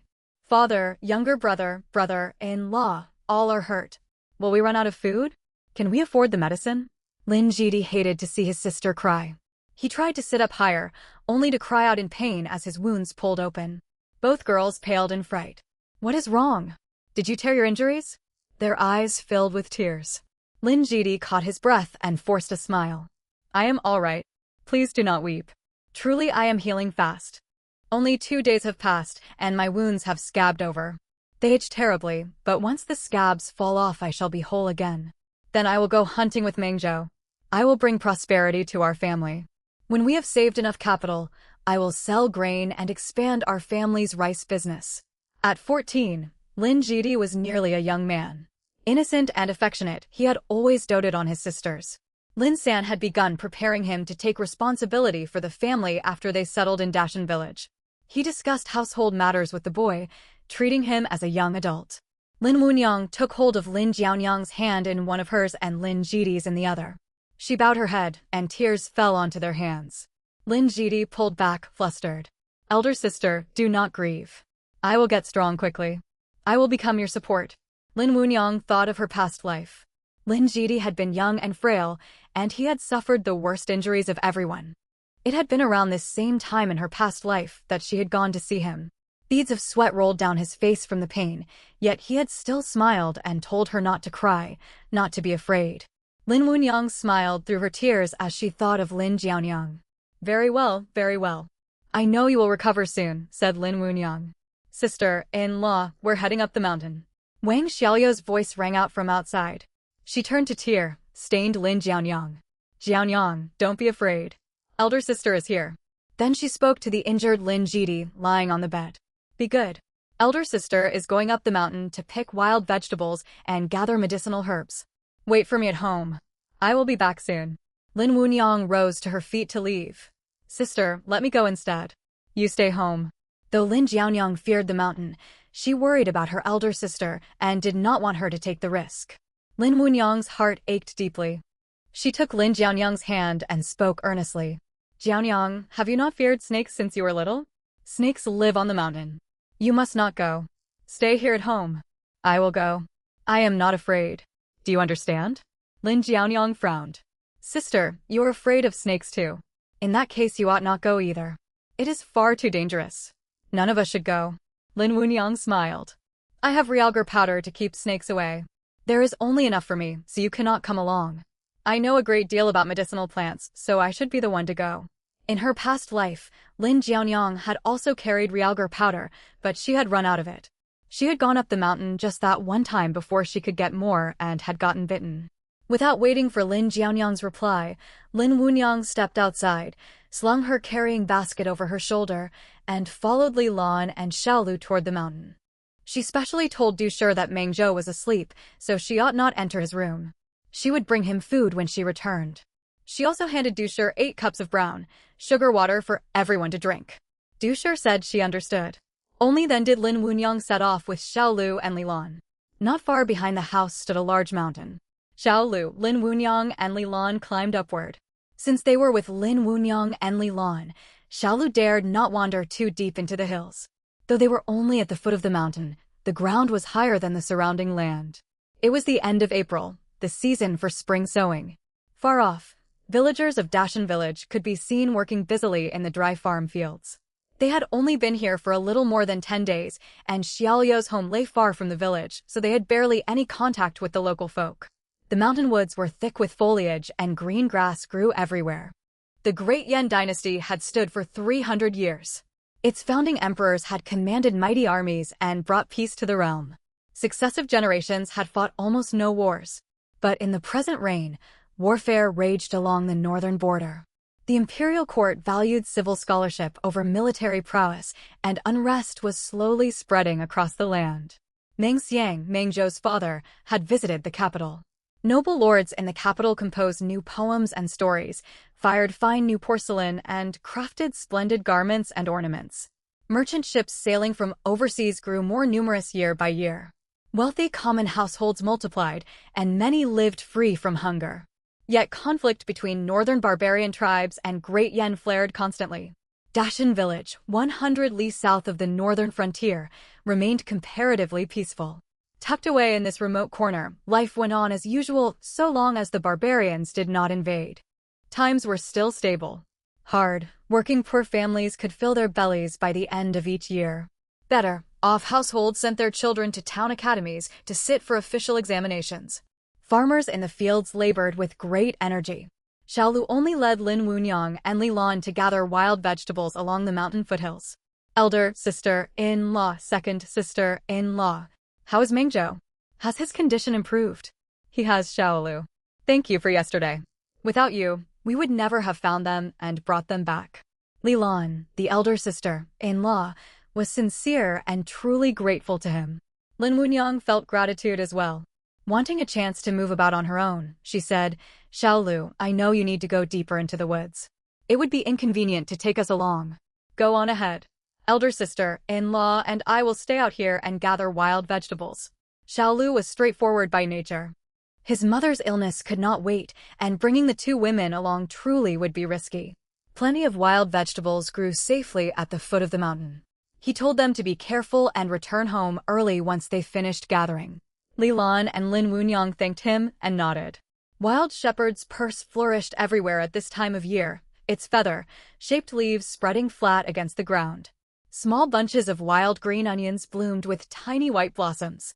Lin Wunyang still hoped to slip away alone and bring Mengzhou out, yet she dared not leave Li Lan unattended at the foot of the mountain. She patiently dug wild vegetables side by side with Li Lan. Amid the lush green shepherd's purse, they found abundant dandelions, plantain herbs, bitter herbs, and purslane. Before long, their two carrying baskets were full. Elder sister-in-law, take these vegetables back home first. I brought a cloth sack. I want to search around here for the medicinal herbs old Dr. Zhang spoke of.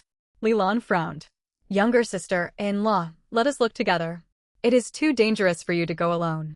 I shall stay close by. I will be right back. She set her basket on the ground and walked toward the edge of the wooded hillside.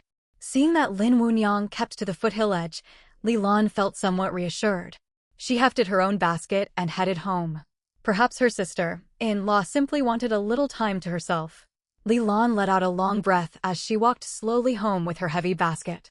Tears slowly welled up in her eyes. Meng Zhou and Meng Xiang were both scholars with frail constitutions.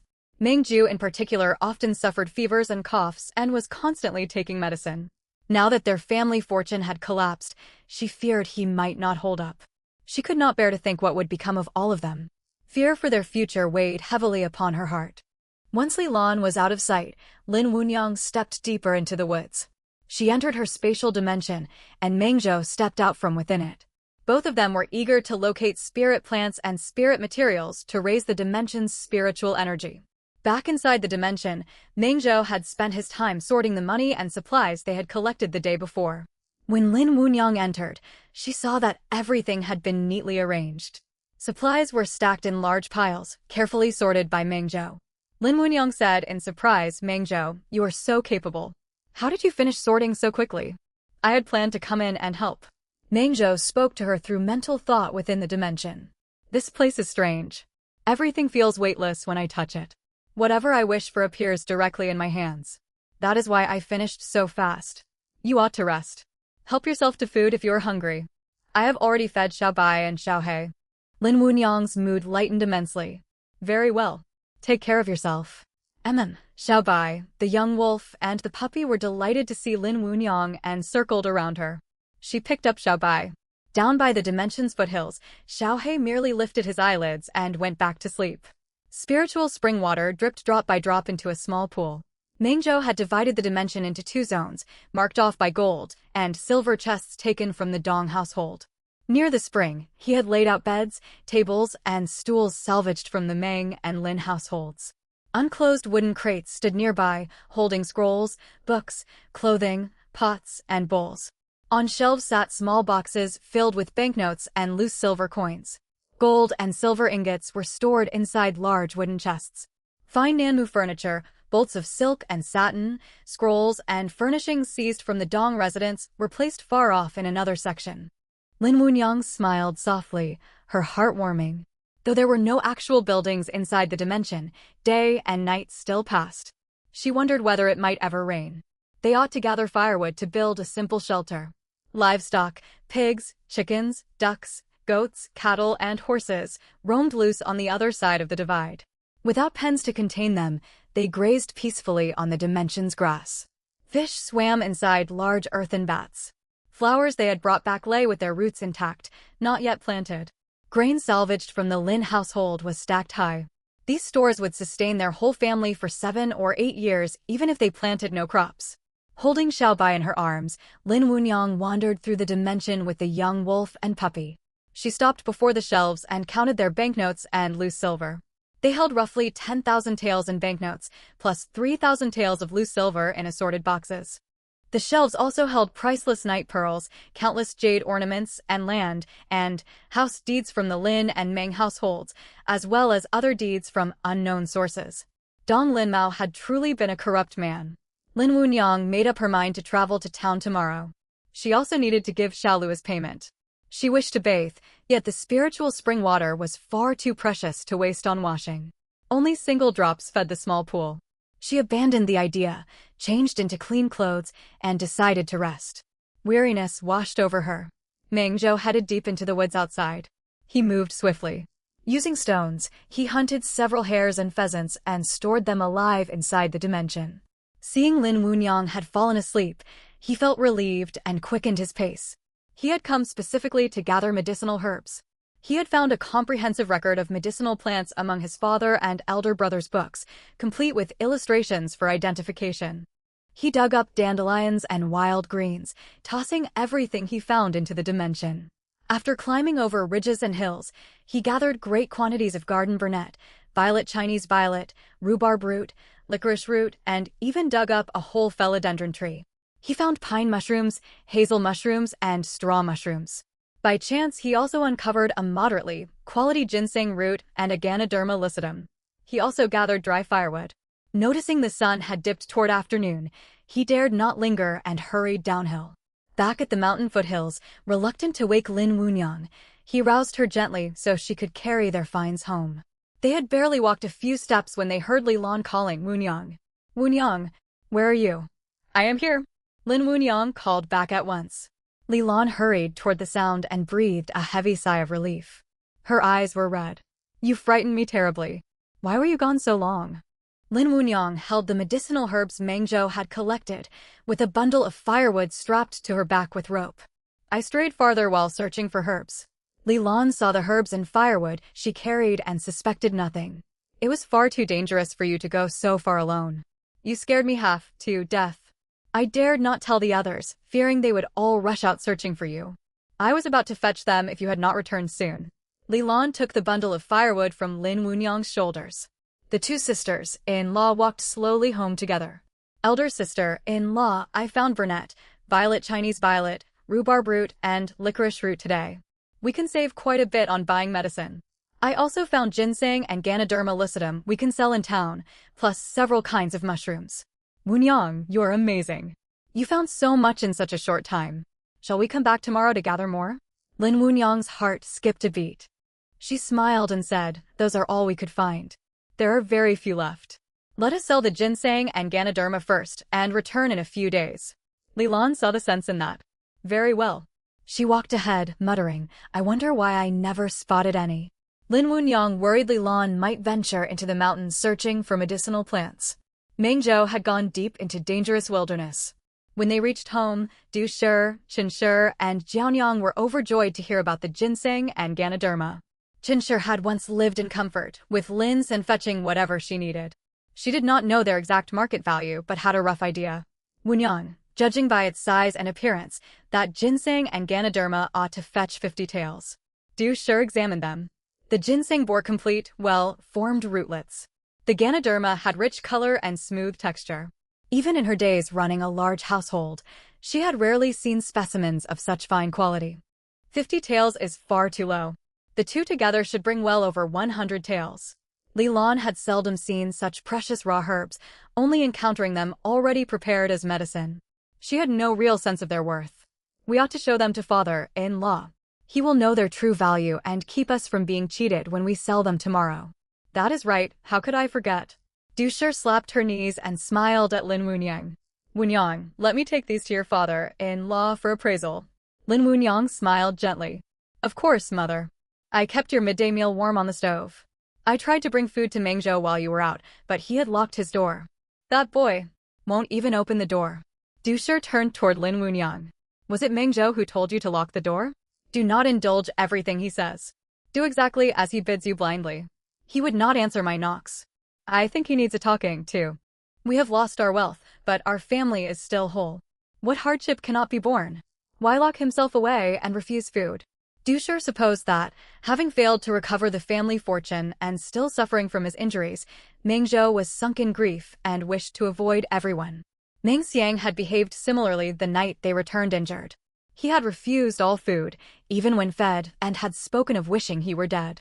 When she had scolded him, he had buried his head under his covers and ignored her. It had been most vexing. Lin Wunyang smiled awkwardly, unable to explain the truth right then. Why, yes, mother. Go eat now.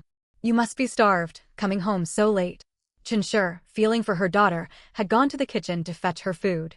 She carried over a bamboo food tray and handed it to Lin Wunyang. Thank you, mother. Lin Wunyang took the tray and returned to their room. Meng Zhou stepped out from the spatial dimension. Their midday meal consisted of small corn and wild vegetable buns and thin corn meal gruel. The coarse corn tasted harsh on the throat, barely enough to fill their stomachs. Du Shi dared not prepare large portions. Their grain stores were limited, and they had to conserve for days ahead. Meng Zhou ate his small bun silently, heavy-hearted. His family had never endured such hardship before. Even in Dashan village, their poorest meals had still included millet-steamed bread, vegetables, meat, and occasional rice. Now each person received only one tiny vegetable bun. Seeing Meng Zhou's quiet gloom, Lin Wunyang understood his thoughts. She took his hand and gave him silent comfort. Meng Zhou shook his head. I am all right. It is too late for town markets today. We will set off early tomorrow morning. We will buy provisions and supplies, then leave this place. I will quietly slip mother 10 taels of silver tonight. It will ease her worries, Lin Wunyang said. Meng Zhou frowned. I agree, as you say. But what explanation shall we give? Tell her it was private savings Meng Zhou hid away for emergencies, Lin Wunyang smiled. Very well. Meng Zhou readily agreed. Lin Wunyang patted his arm. Won't mother reproach you for keeping it hidden all this time? I shall say I stashed it for emergencies, not to be brought out lightly, Meng Zhou replied calmly. Very well. Having finished eating, Lin Wunyang carried the tray back to the kitchen. She secretly handed the 10 taels of silver to Du Shi, explaining it was Meng Zhou's private reserve. Du Shi stared at the silver, her hands trembling, tears threatening to spill. Through happy tears, she chided Meng Zhou. Why did he not bring this out sooner? I lay awake at night worrying over money. Lin Wunyang nodded in agreement. He told me yesterday he had hidden it in the mountains for emergencies. Since he is injured and cannot go retrieve it himself, he sent me. Du Shi squeezed Lin Wunyang's hand, tears streaming down her face. Wonderful, wonderful. Thank heaven Meng Zhou kept this hidden. I do not know what we would have done otherwise. Lin Wunyang nodded. Watching Du Shi's joy, her heart ached faintly. Once the respected mistress of the Meng household, with vast farmlands, numerous tenants, and crowds of servants, Du Shi had never before worried over money. Without further delay, Du Shi set aside 2 taels for Xiaolu and carefully hid the remaining silver in a secure spot. Lin Wunyang spoke to her quietly. Now that we have silver, the women of our household ought to stay safe indoors, tending to the injured men. Let me keep gathering wild vegetables. I have learned to be careful and will not go deep into the mountains. With silver in hand, Du Shi could plan their spending. The money ought to last until the men recovered, supplemented by cured meat from their earlier hunts. If food ran short, they could buy dark flour from villagers to tide them through several months. Feeling much more secure, she readily agreed to stay out of the mountains. Lin Wunyang said, "Mother, I still hold more silver. Tomorrow I will buy medicinal herbs and grain in town." Du Shi said, "Let your elder sister-in-law accompany you. I can manage alone. Eldest brother is frail, unlike Meng Zhou. Meng Zhou is recovering well, yet he remains low-spirited and avoids others. I shall return early and bring him meals. Let elder sister-in-law stay home to look after eldest brother." Once more Meng Zhou would bear the reputation of being withdrawn. Inside the spatial dimension, Meng Zhou was hoeing soil. He sneezed suddenly. He shook it off and kept working. Du Shi regarded Lin Wunyang with gratitude. The young woman seemed to have matured overnight, bearing the burdens of the whole family. She raised no further objections. Meng Zhou was deeply troubled. Each time Lin Wunyang visited him, she saw his eyes were red. Next she went to see her own father and mother. Lin San's complexion had improved greatly. Qin Shi sat beside his bed, red-eyed as she sewed. Qin Shi was skilled with the needle. After selling their fine silk garments, they had bought coarse cloth with part of the proceeds. The Lin and Meng families now shared one household, and Qin Shi sewed new clothes for the Meng family. "Mother, do not sew for too long. You will strain your eyes." Qin Shi smiled faintly. "I know. I stop when I grow tired." "Good." Lin Wunyang leaned softly against her mother, watching her stitch. Lin San lay on the bed and sighed. He blamed himself for bringing hardship upon his wife and daughter, yet he was helpless, unable to do any work. Lin Wunyang and Qin Shi whispered together. Lin San heard every word but kept his eyes closed, choosing not to interrupt their mother-daughter talk. "How fares Meng Zhou?" Du Shi says he locks himself inside his room and will not see anyone. Lin Wunyang's breath caught. She could hardly admit he kept to the spatial dimension to conceal his recovery. She said instead, "You know how proud Meng Zhou is. Having lost the family fortune and suffered such brutal beating, grief drives him to shun company. Speak to him. Life goes on. One may live well in poverty just as in wealth. So long as we are together, we still have good days ahead," Qin Shi told her daughter. "Promise me you will talk sense into him." "I understand, mother." Qin Shi sighed, her eyes stinging with unshed tears. Not wishing to weep in front of her daughter, she sent her to check on her father-in-law, elder brother-in-law, and younger brother-in-law. Qin Shi, birth name Qin Yueru, came from a wealthy cloth merchant clan in Linun town. Lin Wunyang walked to Meng Xiang's room. Du Shi was sorting wild vegetables outside, alongside Li Lan. As a daughter-in-law, Li Lan ought not enter freely, so Lin Wunyang called inquiries from outside. Du Shi replied cheerfully. From within the room, Meng Xiang called out, "Is that you, Wunyang?" "I am doing much better." Li Lan, knowing she would ask about Meng Zhou, smiled and said, "Eldest brother is improving too. He says his wounds are healing, the pain fading, though they itch terribly." "That is a relief." She dared not enter Meng Zhe's chamber and asked from outside, "How is Meng Zhe? Has his condition improved?" Du Shi was in high spirits today and laughed. "I changed his dressings this morning. He is full of energy. Do not worry about him." "Very well. You ought to rest. Both of you go inside. I can wash these vegetables myself." Li Lan and Lin Wunyang returned to their respective rooms. Alone, Lin Wunyang secretly mixed a drop of spatial spiritual spring water into the medicinal earthen pot. Qin Shi had been in charge of decocting the medicine all along. In the kitchen, Lin Wunyang called toward Qin Shi in the inner room, "Mother, I've added water to the medicine pot." "Understood," Qin Shi replied as she sewed clothes. The sun blazed high overhead. Every member of the household was either injured or left without land, so there was hardly any work to be done. Li Lan returned shortly and fetched some laundry, then went to do the washing with Jiao Niang. Lin Wunyang was worn out and stayed behind. Qinshe rested in the inner room, while Dusher cleaned the house and the kitchen. Lin Wunyang walked into the house and slipped into her spatial dimension. Mengzhou had been busy inside the space all day. He had cleared a small plot of land and planted the medicinal herbs he had gathered from the mountains. In an instant, the space expanded by another stretch, roughly covering 10 mu in Mengzhou's estimate.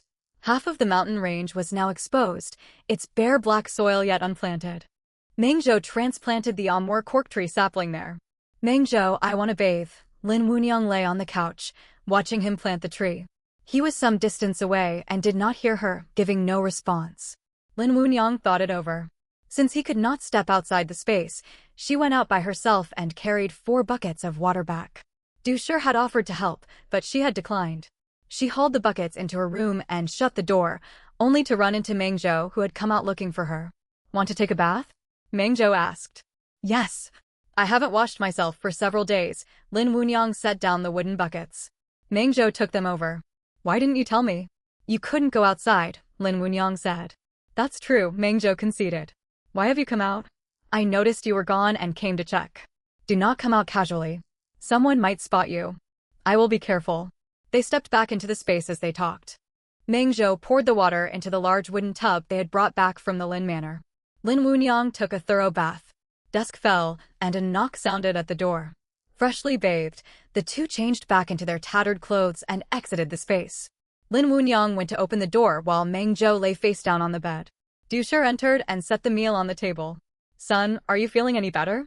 Dusher asked with a gentle smile. Mengzhou propped himself up with difficulty. "Mother, I am much improved." He coughed a few times. Dusher hurried to stop him. "Lie back down at once." "Why are you straining yourself?" "It is all right, mother." Dusher helped him settle back onto the bedding. "Second son, rest well. Send Wunyang to tell me if you need anything. Do not brood. Our family will pull through. I received the silver you sent. If we spend frugally, it will tide us over until we have fully recovered. You must take good care of yourself. As long as both our families stay safe and together, no hardship is unbeatable." "I understand, mother." Mengzhou lowered his eyes, looking frail and unwell. Dusher sighed. She knew her second son was strong-willed, a grown man now that he was married, and she said no more. "Eat your meal. I made thick millet congee today. Even injured folk need their fill." "Yes, mother." Dusher was noticeably in better spirits. Supper consisted of thick millet congee and stir-fried wild greens. Dusher was an excellent cook. The shepherd's purse, bitter herbs and purslane she had picked normally tasted bitter, but she blanched them and fried them with plenty of oil. The greens turned sweet and fragrant, crisp and pleasant to eat. After dinner, Lin Wunyang carried the bowls to the kitchen. Qinshe handed her Mengzhou's medicinal dose. Just as she had done at noon, she quietly poured the medicine away, returned the empty bowl, distributed spirit spring water among the family, and then went back to her chamber. That night inside the space, though there was neither sun nor moon, a soft silvery glow filled the air, bright enough to see everything clearly. Curtains hung around Lin Wunyang's bed. Outside the space, Dusher carried millet congee and wild greens over to Xiaolu's household. Chenhong, Wang Xiaoliu's mother, lay half reclined on her couch, coughing. When she saw Dusher enter, she tried to rise, only for her vision to swim and nearly faint. Dusher quickly set down the food and rushed to support her. "Xiaoliu's mother, how are you? Shall I send for Dr. Zheng?" Chenhong caught hold of the edge of the bed at the moment she would have collapsed. Dusher also studied her, keeping her from falling. Leaning on Dusher's arm, Chenhong said, "I am fine.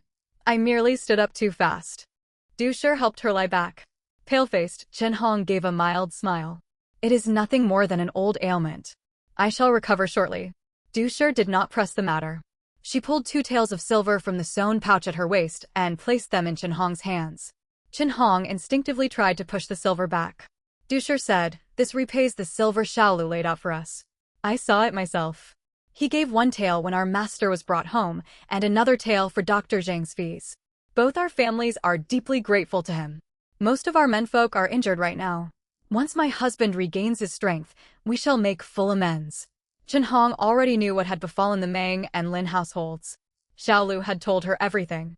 She had felt sympathy for them and worried they might sink into ruin and fail to pay their rent.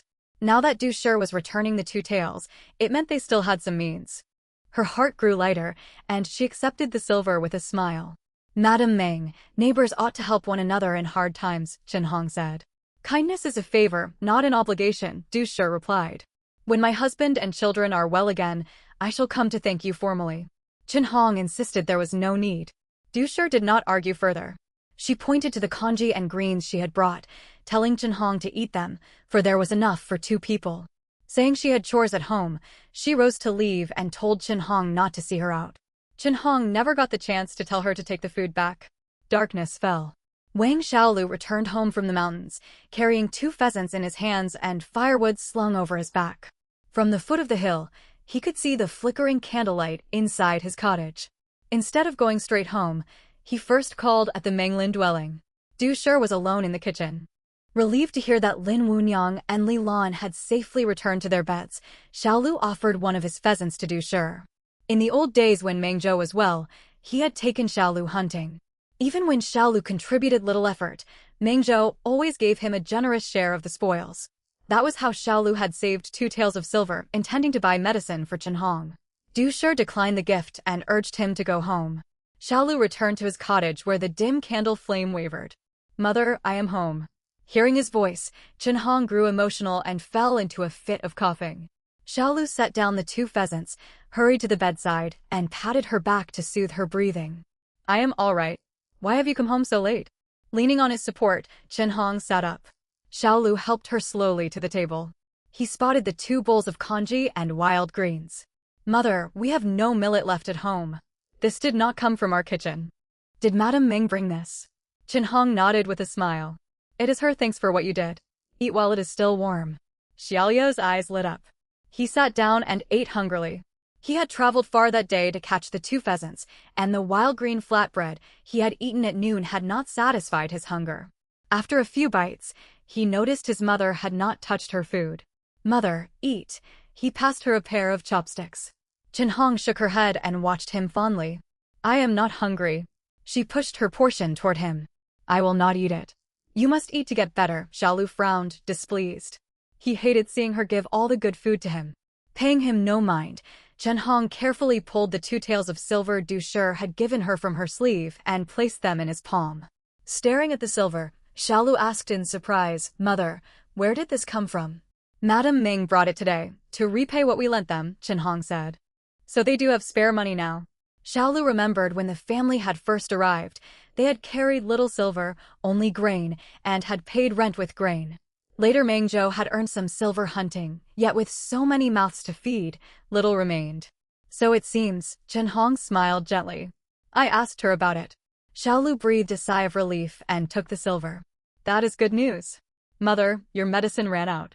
Tomorrow I will go to town to buy more. Chen Hong shook her head. There is no need. This old ailment of mine cannot be cured. Some time ago you spoke of the 2nd daughter of the Wang family at the village entrance. Use these 2 taels. Spend 1 tael on the betrothal and 1 for the wedding feast. Xiaoliu's expression turned heavy. That was long ago. She is already engaged. Do not speak of it again. Eat your food. Tomorrow I shall fetch your medicine. He finished his meal quickly. Chen Hong's heart ached sharply. She had become a burden to her son. Xiaolu knew what she was thinking. Mother, you are my only kin in this world. Do not talk of being a burden. Only when you are well can I live well. But my illness may never heal, Chen Hong said. Then we will keep buying medicine. I can catch 2 pheasants each day. Pheasants sell for 80 coins apiece, that is 160 coins each day. Today's catch was small. Once Brother Meng and the others recover, we will hunt wild boar. 1 hunt can earn us at least 500 coins. Our days will grow better little by little. Chen Hong's eyes stung with tears. If her husband had still been alive, mother and son would never have suffered such hardship. But I can take care of you. You only need to take your medicine and leave all worries to me. Eat now, before it grows cold. Chen Hong finally picked up her chopsticks. At first she ate in small mouthfuls, then ate heartily. The smooth millet congee settled comfortably in her stomach.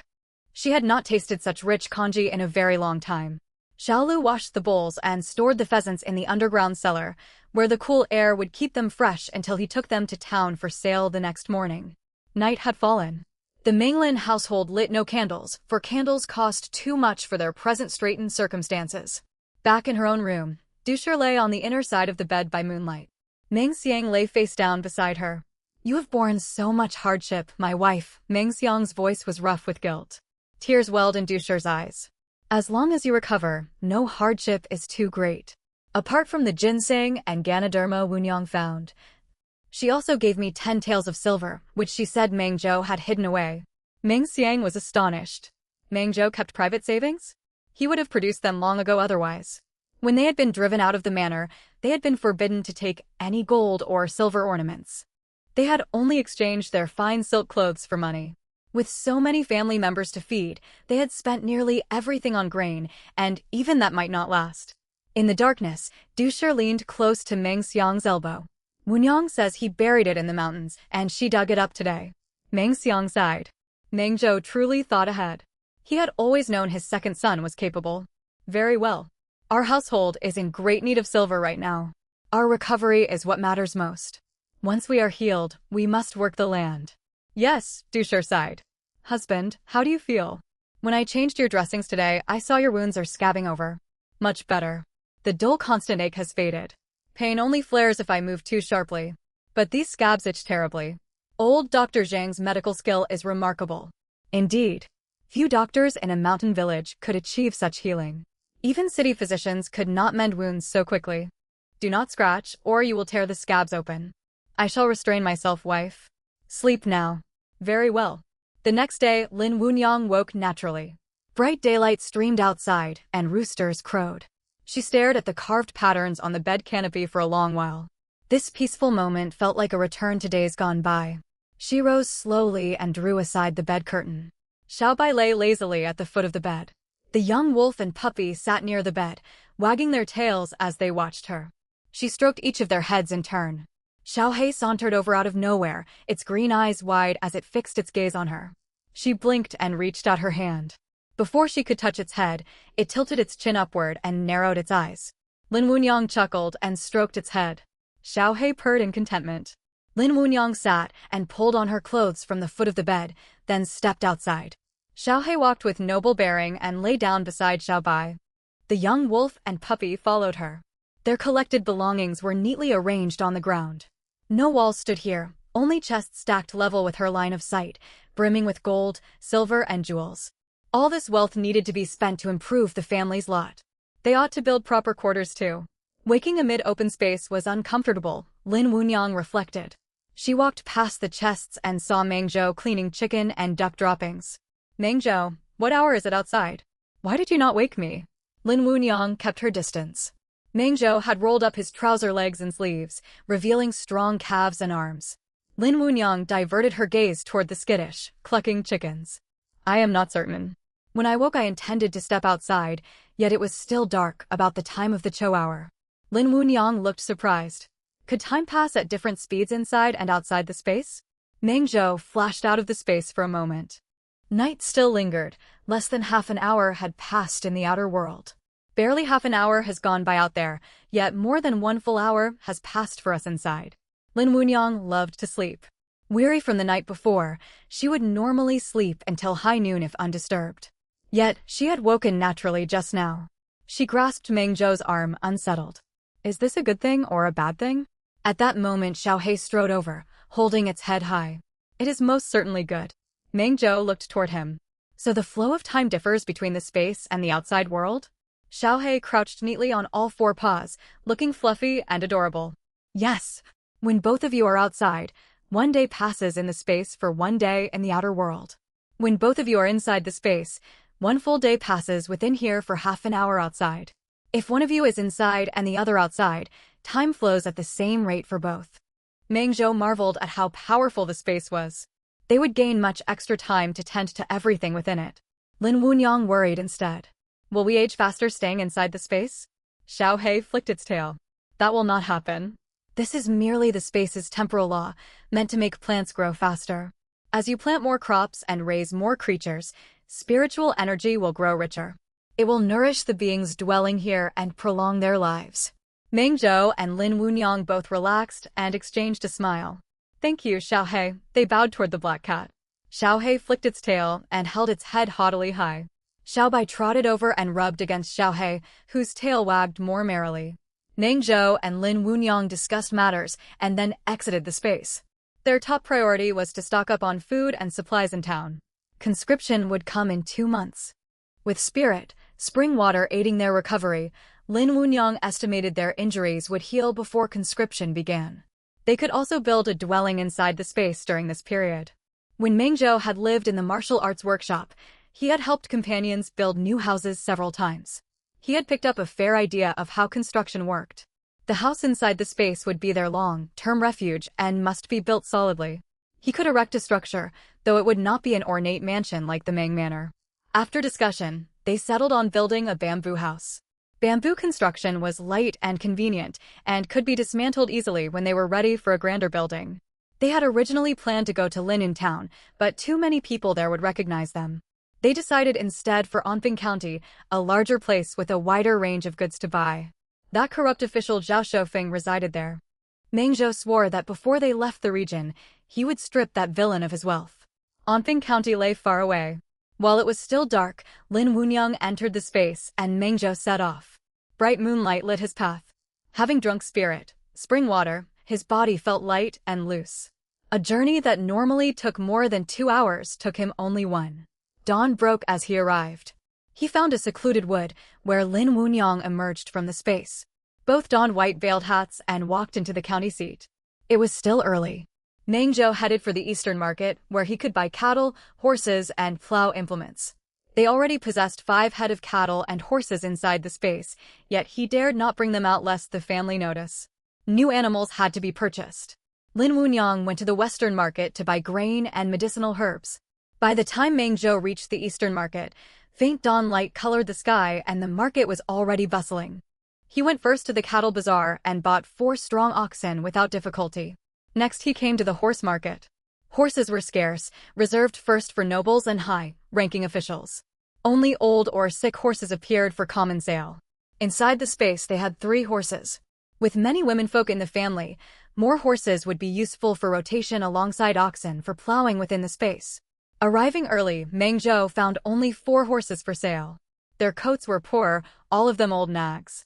One young man in faded rough linen led a brown horse that lay listlessly on the ground. Meng Zhou frowned. He inquired each horse's price. The old nags all cost 1 tael of silver apiece. The sick young horse was priced at 3 taels. A healthy young horse normally sold for 10 taels or more for fine specimens. Old nags might serve for 1 year or 2 with excellent care. Fine young horses never reached the open market. Merchants snapped them up first, leaving only old and sick stock. Meng Zhou haggled and bought the 3 old nags for 800 coins each. Seeing Meng Zhou purchase those 3 horses, the young man with the sick brown horse hurried toward him. "Sir, would you look at my horse? It is in its prime, only unwell at present. You could take it to a healer. Its illness may not be severe. Some medicine might restore it." As if understanding the words, the horse stamped its hooves on the ground and neighed.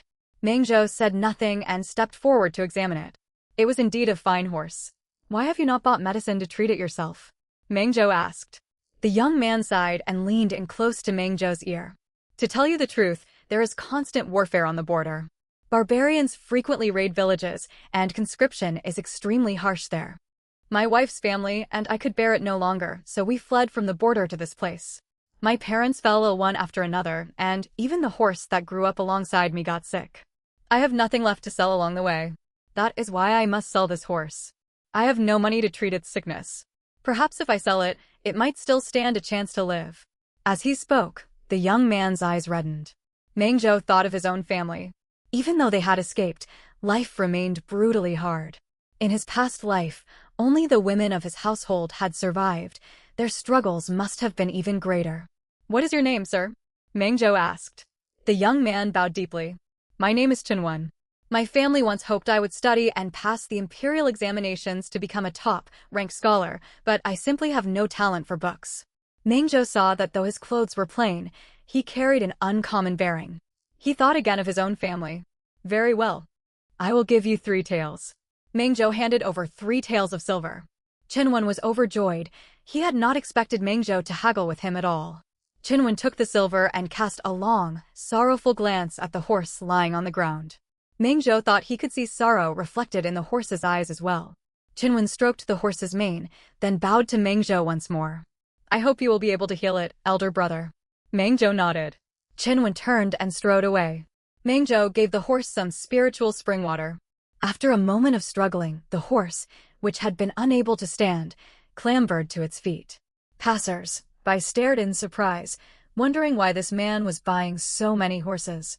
Meng Zhou lowered his head, took the reins, and led the horses out of the horse market.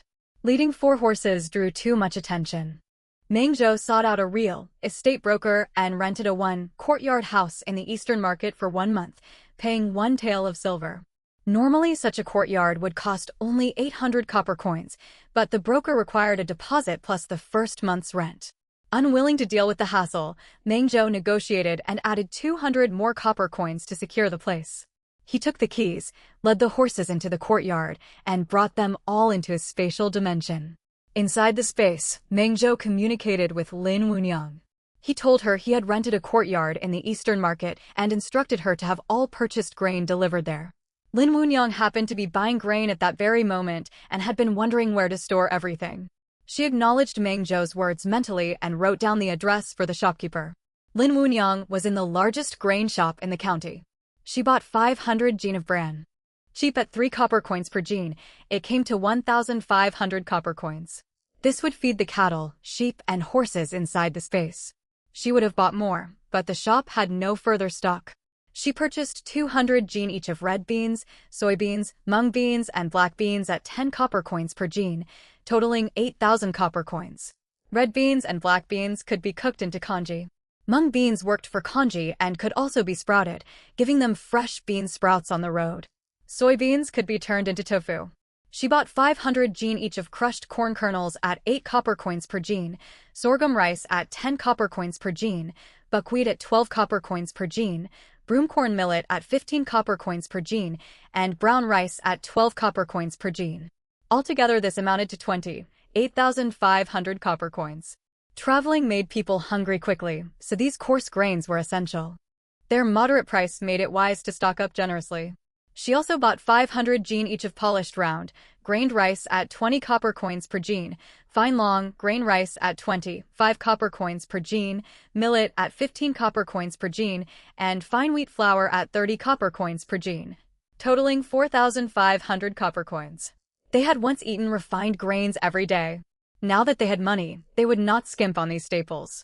All these purchases cost 83 taels of silver. Next, she bought 100 jin each of soybean oil, rapeseed oil, and sesame oil. Soybean oil cost 25 copper coins per jin, rapeseed oil 35 copper coins per jin, and sesame oil 80 copper coins per jin, for a total of 14 taels of silver. Oil was extremely expensive. Sesame oil in particular cost more than meat. Yet food could not be cooked without it, and insufficient fat on the road would make people fall ill. She had no idea how long they might be fleeing, and feared these provisions would not last. She wondered if they could press their own oil, for buying it was ruinously costly. The fields inside the space needed to be cultivated quickly. No one could tell how far they would travel or how long these grain and oil supplies would hold out. She bought 200 jin each of coarse salt at 15 copper coins per jin, soy sauce at 20 copper coins per jin, vinegar at 20 copper coins per jin, and chili peppers at 30 copper coins per jin, totaling 17 taels of silver. In all, she had spent 113 taels of silver. The plump shopkeeper beamed from ear to ear. This was an enormous order. "Young lady, why do you require such vast quantities of grain?" he asked. Lin Wunyang lowered her voice. "War rages on the border. My young mistress is sending provisions there." The shopkeeper was filled with admiration and grew even more attentive. He pressed for the name of her mistress's household, but Lin Wunyang fell silent. The shopkeeper laughed awkwardly. If these supplies were bound for the border, surely more would be needed. Perhaps he could become their regular supplier. "Young lady, if these are for the border, this stock will scarcely suffice." Lin Wunyang hummed in agreement. "Do you have more grain available?" "Not today," the shopkeeper smiled. "We receive new stock every 3rd day. You could come collect your goods every 3 days." Lin Wunyang wanted to stockpile as much as possible. She still held plenty of silver, so she told him to deliver the current shipment to the Eastern Market courtyard and arranged to pick up more goods in 3 days. Lin Wunyang wished to buy pre-slaughtered pork. Killing animals inside the space disturbed her, and slaughtering them outside would demand awkward excuses. Stocking already, processed meat would be far simpler. She could take out small portions day by day. She asked Xiaohei, "If I buy raw but processed pork and store it inside the space, will it spoil?" Xiaohei's lazy voice echoed in her mind. "Nothing will go bad there. The space preserves everything perfectly." Reassured, Lin Wunyang set off to buy meat. She purchased half a pig, fully butchered by the butcher, for 3,500 copper coins. She also placed an order for 3 whole pigs to be delivered to the Eastern Market courtyard in 3 days. Next she bought cloth, 200 bolts of coarse cotton for outer garments, 200 bolts of fine cotton for undergarments. On the road of flight, thorns and brambles tore clothing easily, and with money in hand, Lin Wunyang saw no reason to endure rags. She also bought 200 bolts of rough hemp cloth, durable and useful for outerwear. Colorful silks and satins line the counter. Lin Wunyang bought 200 bolts of silk as well. Fine cotton still chafed the skin, and silk made far more comfortable underclothes. She took another 200 bolts of plain soft satin for quilt covers. Fine cotton cost 2 taels per bolt, coarse cotton 600 copper coins per bolt, silk 4 taels per bolt, and plain soft satin 5 taels per bolt. The total came to 2,320 taels. The female shopkeeper could scarcely believe a young girl would place such a massive order, her eyes crinkling with delight. In all her years running the shop, she had never seen anyone buy so much cloth at once. The girl said little, paid, wrote down the delivery address, and departed. Lin Wunyang handed over a banknote, confirmed the drop, off point, and hurried onward. She could not afford to linger. Her final stop was the apothecary. She brought the prescription from old Dr. Zhang and ordered 10 jin of each herb listed on it. The druggist read aloud the ingredients: sanguisorba, philodendron, lediburiella, rhubarb, biplurum, angelica, peach kernel, licorice, dandelion, viola, borneal. He looked toward Lin Wunyang. "Young lady, we carry all these herbs, but borneal is exceedingly costly. Are you certain you want 10 jin? Borneal comes from the western regions. Harvesting it is extremely difficult. Our entire shop only holds 10 jin in stock. 1 jin costs 30 taels, so 10 jin would be 300 taels." Lin Wunyang cared nothing for the price. She possessed abundant funds. "Yes, druggist, please prepare it quickly. There are seriously ill people in my household. Also add safflower. Safflower comes from the north, western desert and is hard to obtain. It costs 25 taels per jin."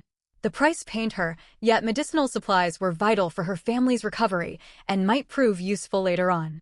"Weigh out 10 jin of each, please. Also pack 10 jin of every other medicinal herb in your shop and label them. Deliver everything to the Eastern Market courtyard. The rest of these medicines are also bound for the border. Add 10 jin each of star anise, cinnamon bark, bay leaves, and Sichuan peppercorns as well." At first, the druggist hesitated at such a huge order. When Lin Wunyang mentioned the border, all his misgivings faded. There were still many good people in the world. Common herbs such as cassia twig, schizonepida, mulberry leaf, chrysanthemum, honeysuckle, forsythia, puraria, coptis, scutularia, astragalus, codonopsis, poria, salvia, euchomia, and wolfberry were inexpensive, used for fevers, colds, and minor ailments. These came to 45 taels in total. She did not purchase ginseng. The space already held plenty. She took musk, a precious spice and medicinal substance that promoted blood circulation and guarded against plagues. Nodo ginseng was essential for traumatic injuries, stopping bleeding and mending fractures. Donkey hide gelatin nourished the blood for wounded people and the womenfolk. Amber soothed nerves and treated convulsions. Dragon's blood was a supreme wound, healing remedy that staunched bleeding and regenerated flesh. Frankincense and myrrh, precious resins imported from the western regions, relieved pain and promoted blood flow for bruises and injuries. She also bought medicines to repel insects and snakes: quisqualis, chinabera bark, stemona, nidium, cochia, dictamnus, realgar, sulfur, and more. Altogether, she paid 2,400 taels. The druggist's hands trembled as he tallied the bill. She visited the market and bought hardy seasonal vegetables: spring cabbages, turnips, chives, green onions, ginger, and garlic. She purchased smaller quantities of spinach and chives, and large stocks of turnips, cabbages, ginger, and garlic which kept well. Lin Wunyang had spent nearly 5,000 taels of silver. Seeing that daylight was fading, she headed for the Eastern Market. Meanwhile, Mengzhou had gone to the county magistrate's official ironworks, which stocked a comprehensive range of goods. This ironworks was government-run, not open to casual peddlers. Yet anyone with silver could buy as much as they wished. Iron implements were expensive. Wealthy landowners commonly purchased dozens of tools for their tenant farmers, while ordinary commoners might save half a lifetime just to afford basic ironware. The ironworks carried plows, kitchen utensils, and felling tools. Mengzhou ordered 50 of each item: hoes, iron plows, harrows, shovels, sickles, machetes, horseshoes, ox nose rings, kitchen knives, bone, chopping knives, iron walks, axes, chisels, saws, hand drills, iron nails, iron wire, scissors, and more. He ordered 1,000 iron nails and 1,000 lengths of iron wire, unsure whether they would suffice for building bamboo houses inside the space. This came to 2,000 taels. Mengzhou paid, then went to buy coarse and fine hemp rope, 50 zhang of each. Fearing shortage, he placed an additional order for 200 zhang of each, to be delivered in 3 days, for 40 taels total. He paid 10 taels up front and would settle the remainder upon receipt. He proceeded to the bamboo stalls. 5 families sold giant bamboo and bamboo wares. Giant bamboo was sold in bundles of 10 stalks. He spent 12 taels on bamboo, 30 taels on bamboo goods, cups, kettles, winnowing baskets, large and small carrying baskets, hand baskets, and sieves of all sizes. He also bought bamboo shoots, filling 5 baskets, for 3 taels. He placed a bulk order with these vendors for more giant bamboo at 40 copper coins per bundle of 10 stalks, requesting as much as they could gather to be delivered and paid for at the Eastern Market courtyard in 3 days. Mengzhou planned to build 10 brick houses inside the space. He bought lime, clay, sand, red bricks, blue roof tiles, and stone, nearly clearing the shop's inventory. The shop calculated his requirements and promised to restock and deliver everything to the Eastern Market courtyard within 3 days, for 3,000 taels. They threw in many additional construction tools and materials. When asked, Mengzhou simply said he was purchasing supplies for his master's house building project. These materials cost dearly. Mengzhou longed to build a red brick house with blue-tiled roofs for Lin Wunyang inside the space, just like their former home. He would start with bamboo huts to gain experience and work toward brick houses later. There was no harm in stockpiling materials in advance. Lin Wunyang arrived at the courtyard after Mengzhou had finished his shopping. She glanced carefully about to ensure no one watched, then knocked. Mengzhou hurried to the gate, confirmed it was her, and let her inside. "Wunyang, you have worked hard. Is everything bought?" Mengzhou took her hand and led her into the courtyard. "I am fine, but let me have a drink of water." There was no water in the main hall. Mengzhou fetched spiritual spring water for her. After a few sips, her weariness melted away. "I visited many places today. Grain, oil, cloth, medicine, and meat are all purchased. But the quantities on hand are limited. I have arranged for more meat and grain to be delivered in 3 days." Mengzhou took meat buns and osmanthus cakes he had stored in the space and handed them to her. Lin Wunyang smiled brightly. "Wonderful, Mengzhou. I am exactly hungry." Mengzhou stroked her hair. Seeing her grin like a child filled his heart with sorrow. Once upon a time, osmanthus cakes had been hers to enjoy every day. She should never have been so delighted merely to receive them now. "I have bought cattle, horses, farming tools, giant bamboo, red bricks, and blue tiles. I shall build bamboo huts first, and once I have mastered the craft, I will construct brick, tiled houses." Lin Wunyang smiled and nodded, her eyes shining. As long as Mengzhou and their family were together, she was content. Mengzhou suddenly remembered they had no fodder. He went out and bought 600 bales of fodder. Fodder was cheap. 600 bales cost only 4 taels of silver. While he was gone, porters arrived one after another, delivering goods to the courtyard. Once all the deliveries were finished and the porters departed, Lin Wunyang moved everything into the spatial dimension. When Mengzhou returned, they hastily left the city. Reaching the outskirts, Lin Wunyang entered the space, and Mengzhou mounted an old horse to ride back. Inside the space, the old horse drank spiritual spring water and regained its vigor. It ran astonishingly fast, covering the distance to Dashan village in little more than half an hour. Mengzhou led an ox out of the space and harnessed it to a wooden cart, then recalled the horse into the space. Lin Wunyang stepped out of the space. She set aside 50 jin each of rice, millet, wheat flour, red beans, mung beans, soybeans, and black beans. She took out 40 jin each of crushed corn kernels, sorghum rice, buckwheat, broomcorn millet, and brown rice. These coarse grains would mostly be mixed in small portions with polished rice. She also set aside 100 jin of bran to feed the ox. She poured coarse salt, fine salt, soy sauce, vinegar, and chili peppers into small bamboo tubes for convenient use. She filled 5 bamboo casks each with sesame oil, soybean oil, and rapeseed oil. She took out 10 jin of pork belly, 5 bolts of coarse cotton, fine cotton, and rough hemp cloth, and covered everything with a layer of dark gray rough hemp cloth. She brought out the medicines from old Dr. Zhang's prescription. The rest would remain stored until needed. Spices including star anise, cinnamon bark, bay leaves, and Sichuan peppercorns were also brought out. She could drive the ox cart herself. Mengzhou had taught her when they had traveled to the countryside before.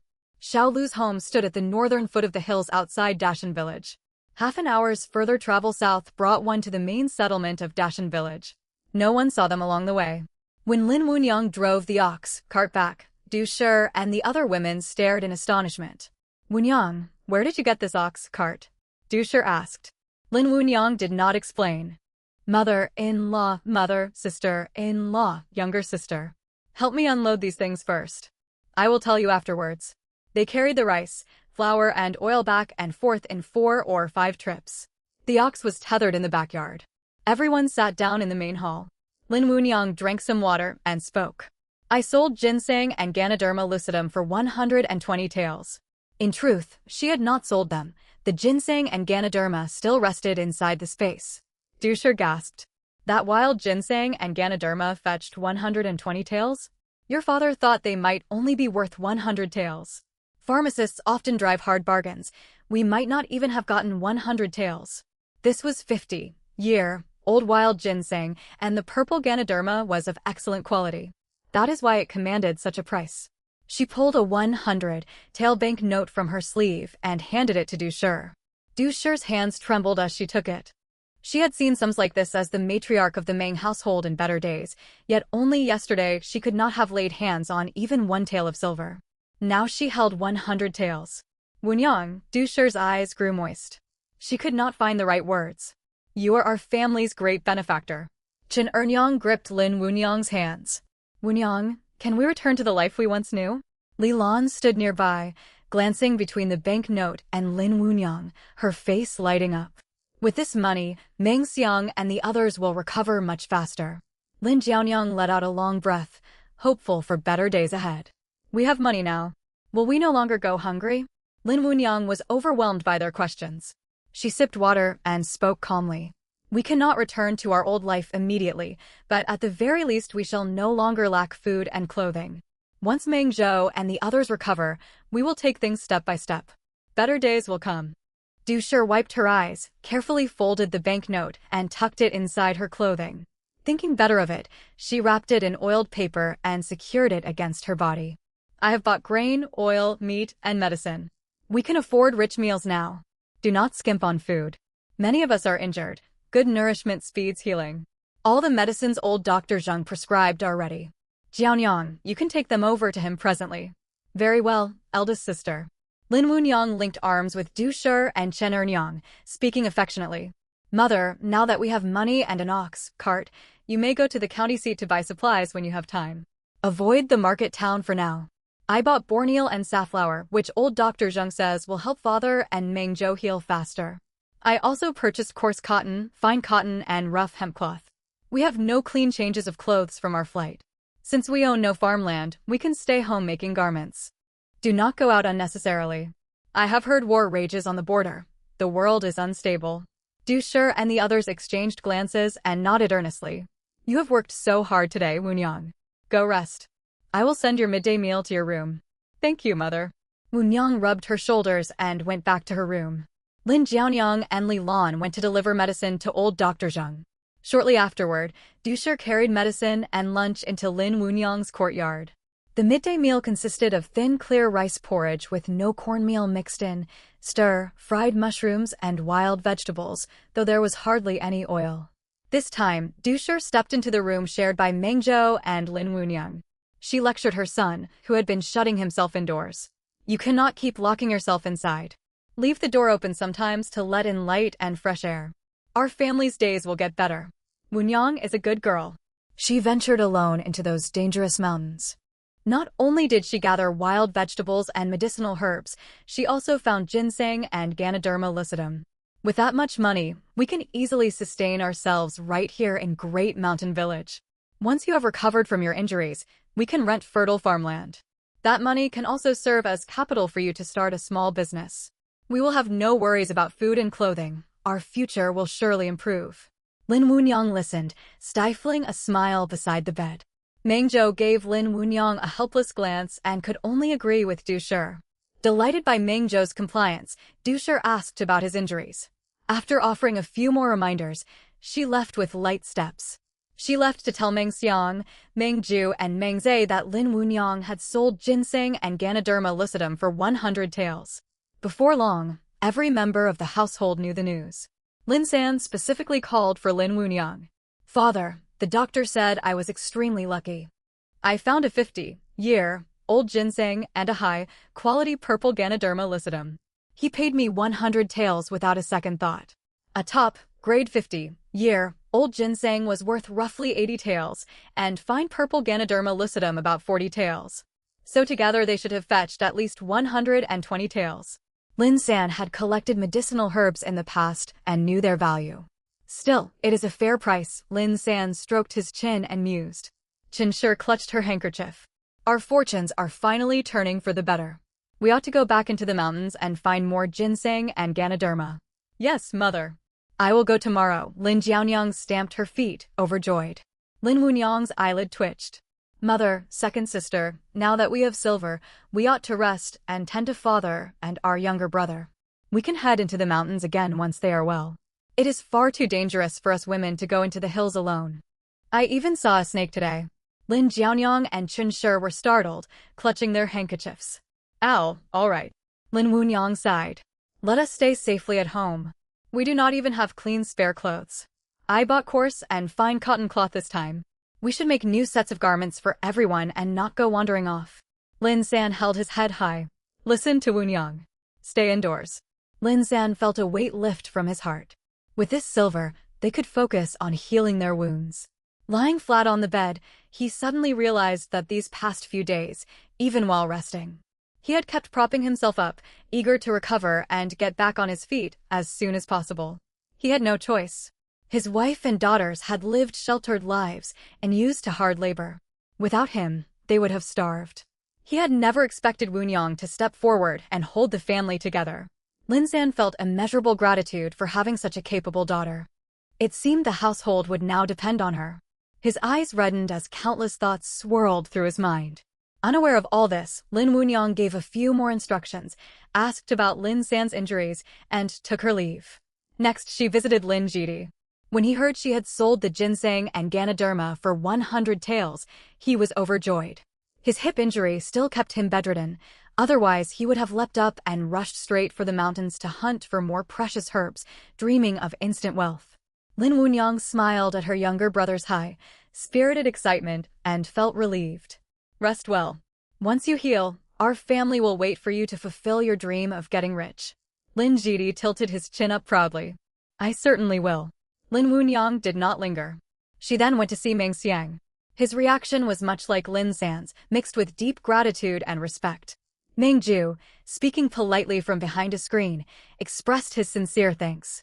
Young Meng Zai called out from his room, "Sister-in-law, you're amazing."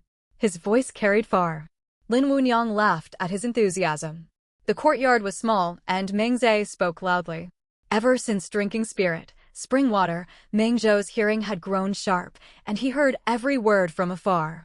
He thought to himself, "That boy. Once I am well enough to move about, I will give him a talking, too." With grain and silver in hand, the whole house came alive.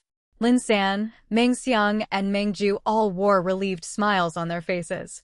At last they could truly rest and heal. Du Shi and Li Lan divided the half-side of pork Lin Wunyang had bought. They cut out a piece of fatty and lean streaky pork to make braised pork for supper.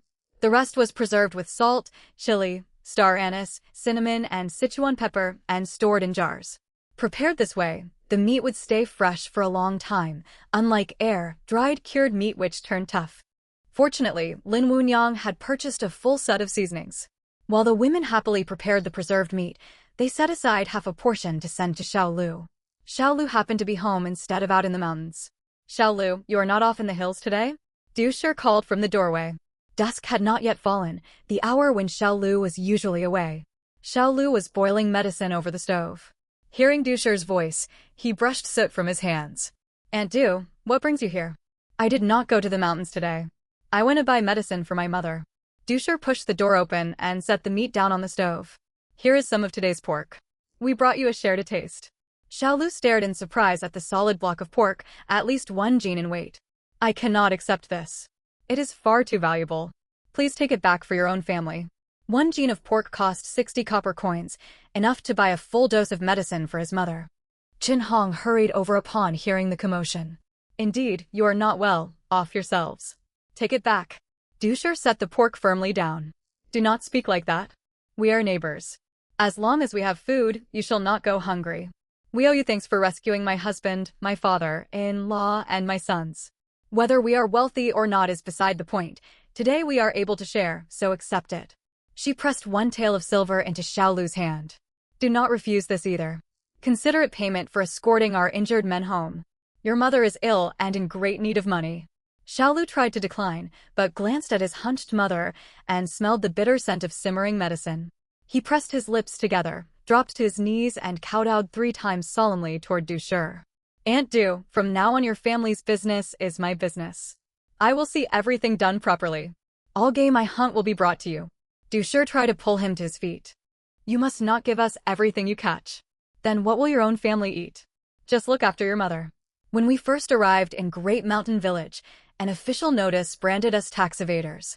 The whole village shunned us and no one would rent us a place to stay. It was you who took us in. We are endlessly grateful." Xiaolu hung his head in shame. "To tell the truth, mother was so sick we had no choice. Deep down, I feared you might be bad people." Qin Hong paled. "Xiaolu, hold your tongue," she chided. Du Shi smiled and waved her hand. "What an honest boy. We judge deeds, not inner thoughts. Now accept these gifts. Times are hard for everyone, and we ought to help one another. I would not give this to just anyone." Tears welled in Qin Hong's and Xiaolu's eyes as they accepted the gifts. That evening, Du Shi prepared a feast. She cooked a pot of white rice.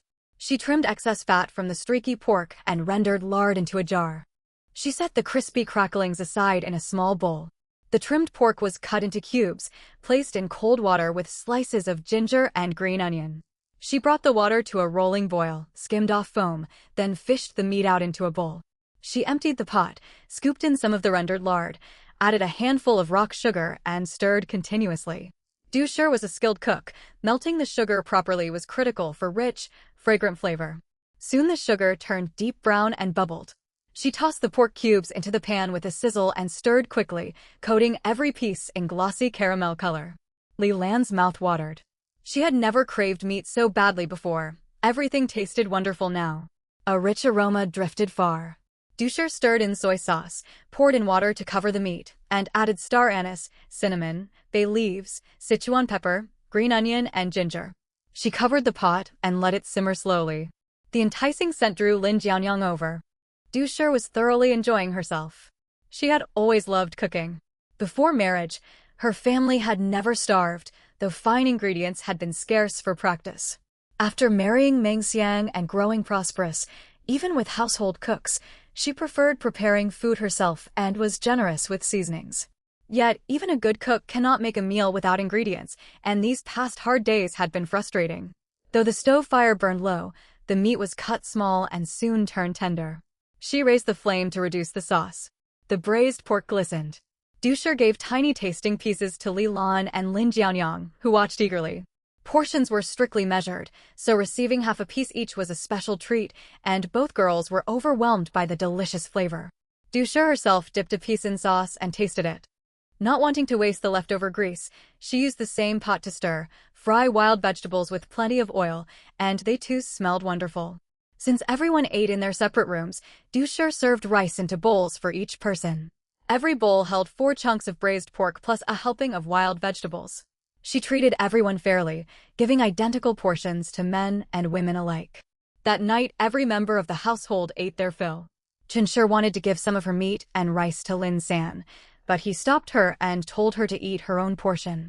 With teary eyes, Chinshir finished her meal before going to boil medicine. Lilan tried to give some of her food to Mengju, but he refused and instead transferred 2 pieces of his pork to her bowl. Lilan shed sad, moved tears. Lin Jianyang and Lin Jidi ate merrily, neither willing to yield to the other. Meng Xiang spontaneously placed 2 pieces of his meat onto Dushir's bowl. "My wife, you have worked hard." Dushir moved them back to his bowl. "Eat your own share. Portions are already set. Do not break my rule." Meng Xiang understood his wife's character and disliked unnecessary pushing food back and forth. Deeply touched, he said nothing outwardly. Meng Zhou and Lin Wunyang ate with uncomplicated enjoyment. Dushir's cooking was truly excellent. After supper, Lin Wunyang washed the dishes so Dushir could rest. Li Lan and Lin Jianyang carried medicine to each room. Everyone wore smiles. This was the most satisfying, filling meal they had eaten since arriving in the village. Earlier that day, Lin Wunyang had stopped by the medical hall to consult a doctor. He checked her pulse and found no sign of pregnancy. Lin Wunyang sighed. Meng Zhou comforted her. "It has only been a short while. It is too soon for a pulse diagnosis to show anything." And then, they entered their spatial dimension. The 2 of them spent quiet quality time together, moving carefully so Lin Wunyang would not tire. Meng Zhou worked hard and was drenched in sweat afterward. Taking advantage of the dark night, he had fetched well water into the space. They had brought more than 20 large water jars from the Lin and Meng households. 5 held lotus plants and small fish. The remaining 15 stored water. They had sat empty for a month and dried out, so Meng Zhou filled them all, enough for the 2 of them to use for an entire month. Lin Wunyang wished the space contained a lake or mountain spring. Though they had spring water, the supply was limited. It only formed a small shallow pool sufficient for the family's healing and drinking needs. She sighed. They entered the space at the start of the rat hour 2300 hours. They planned to leave at the end of the rabbit hour 7 o'clock, staying 4 earthly hours. It was equal to 8 full days inside the dimension. They intended to use that time to organize the space, build housing, and clear farmland. On their second day within the space, Lin Wunyang and Meng Zhou spread paper across a salvage table. Lin Wunyang ground ink while Meng Zhou picked up a writing brush to draft plans for the space. Little Wolf and Little Dog lay beside them. White slept on the bed and Black napped on the table, supervising the planning. Following the standard map orientation: north at the top, south at the bottom, west to the left, east to the right, the spring flowed down from the foothills in the northeast. Meng Zhou decided to build their bamboo house at the foot of the mountain. In future, once the spring grew stronger, they could dig a channel to carry water through the courtyard. If the spring expanded into a river, they could tear down the bamboo dwelling and relocate. Eventually, they would construct brick houses. He planned a spacious courtyard spanning 2 mu. The rest of the land would be cleared for growing seasonal vegetables and flowers. Outside the courtyard, he would build stables and pens for cattle and horses. Next to those pens, from north to south, would be enclosures for pigs, chickens, ducks, and sheep. They were separated by bamboo fences so the livestock would not disturb one another. The fish currently in jars would later be moved to larger ponds. Finally, fields would be planted with rice, millet, wheat, corn, and other crops. Speaking of crops, Lin Wunyang and Meng Zhou suddenly realized the space lacked natural water sources for irrigation. They also had not bought any seeds. Black flicked its tail. Right now the space's spiritual energy is insufficient to generate large bodies of water. You must carry water in from the outside world. Lin Wunyang sighed. They would have to transport an enormous amount of water. Meng Zhou laughed softly and stroked the top of her head. "Do not worry. I will fetch water from the river at night. I will handle it." Lin Wunyang pouted. "Very well." Amused by her expression, Meng Zhou leaned in and kissed her cheek. Lin Wunyang shyly pushed him away. Black meowed and darted off. Little Wolf and Little Dog stared at them with large round eyes. They finished their plans, deciding medicinal herbs and trees would occupy the far, western zone. Once their discussion ended, they set to work. Meng Zhou measured plots of land, marking the courtyard boundary with rope and moving stored supplies temporarily to one side. Fortunately, pigs, chickens, and ducks were penned in the center of the space and would not need to be disturbed for now. Using bamboo stakes to secure the ropes, he outlined the layout of the building: kitchen on the left, followed by a main hall, bedrooms, and 3 storage rooms. He began construction with the kitchen first, so they would have somewhere to prepare meals. Meng Zhou forbade Lin Wunyang from heavy labor. He fetched her bolts of purchased cloth, pulled over a stool, and brought out her embroidery box. Sit here and embroider. Rest or sleep whenever you grow tired. Do not exert yourself. Lin Wunyang protested. You cannot finish all this alone. Meng Zhou insisted she sit down. I truly can. Have you noticed? Inside this space my strength has greatly increased. Chests full of gold and silver that would normally take 2 strong men to lift, I can carry effortlessly. My movement speed is also extraordinary. I can appear instantly across great distances within the space, and my body feels light and agile. Lin Wunyang frowned. My strength has not increased, yet I also move faster and can teleport short distances. My body feels lighter than before. Meng Zhou cupped her face in his hands. The enhanced speed is likely meant to help us patrol our domain. Black jumped back onto the table, meowing repeatedly. Lin Wunyang smiled and stroked its head. What is it, Black? The master speaks correctly. The space grants these powers to the male master so he may bear the burden of building this world. Lin Wunyang looked embarrassed.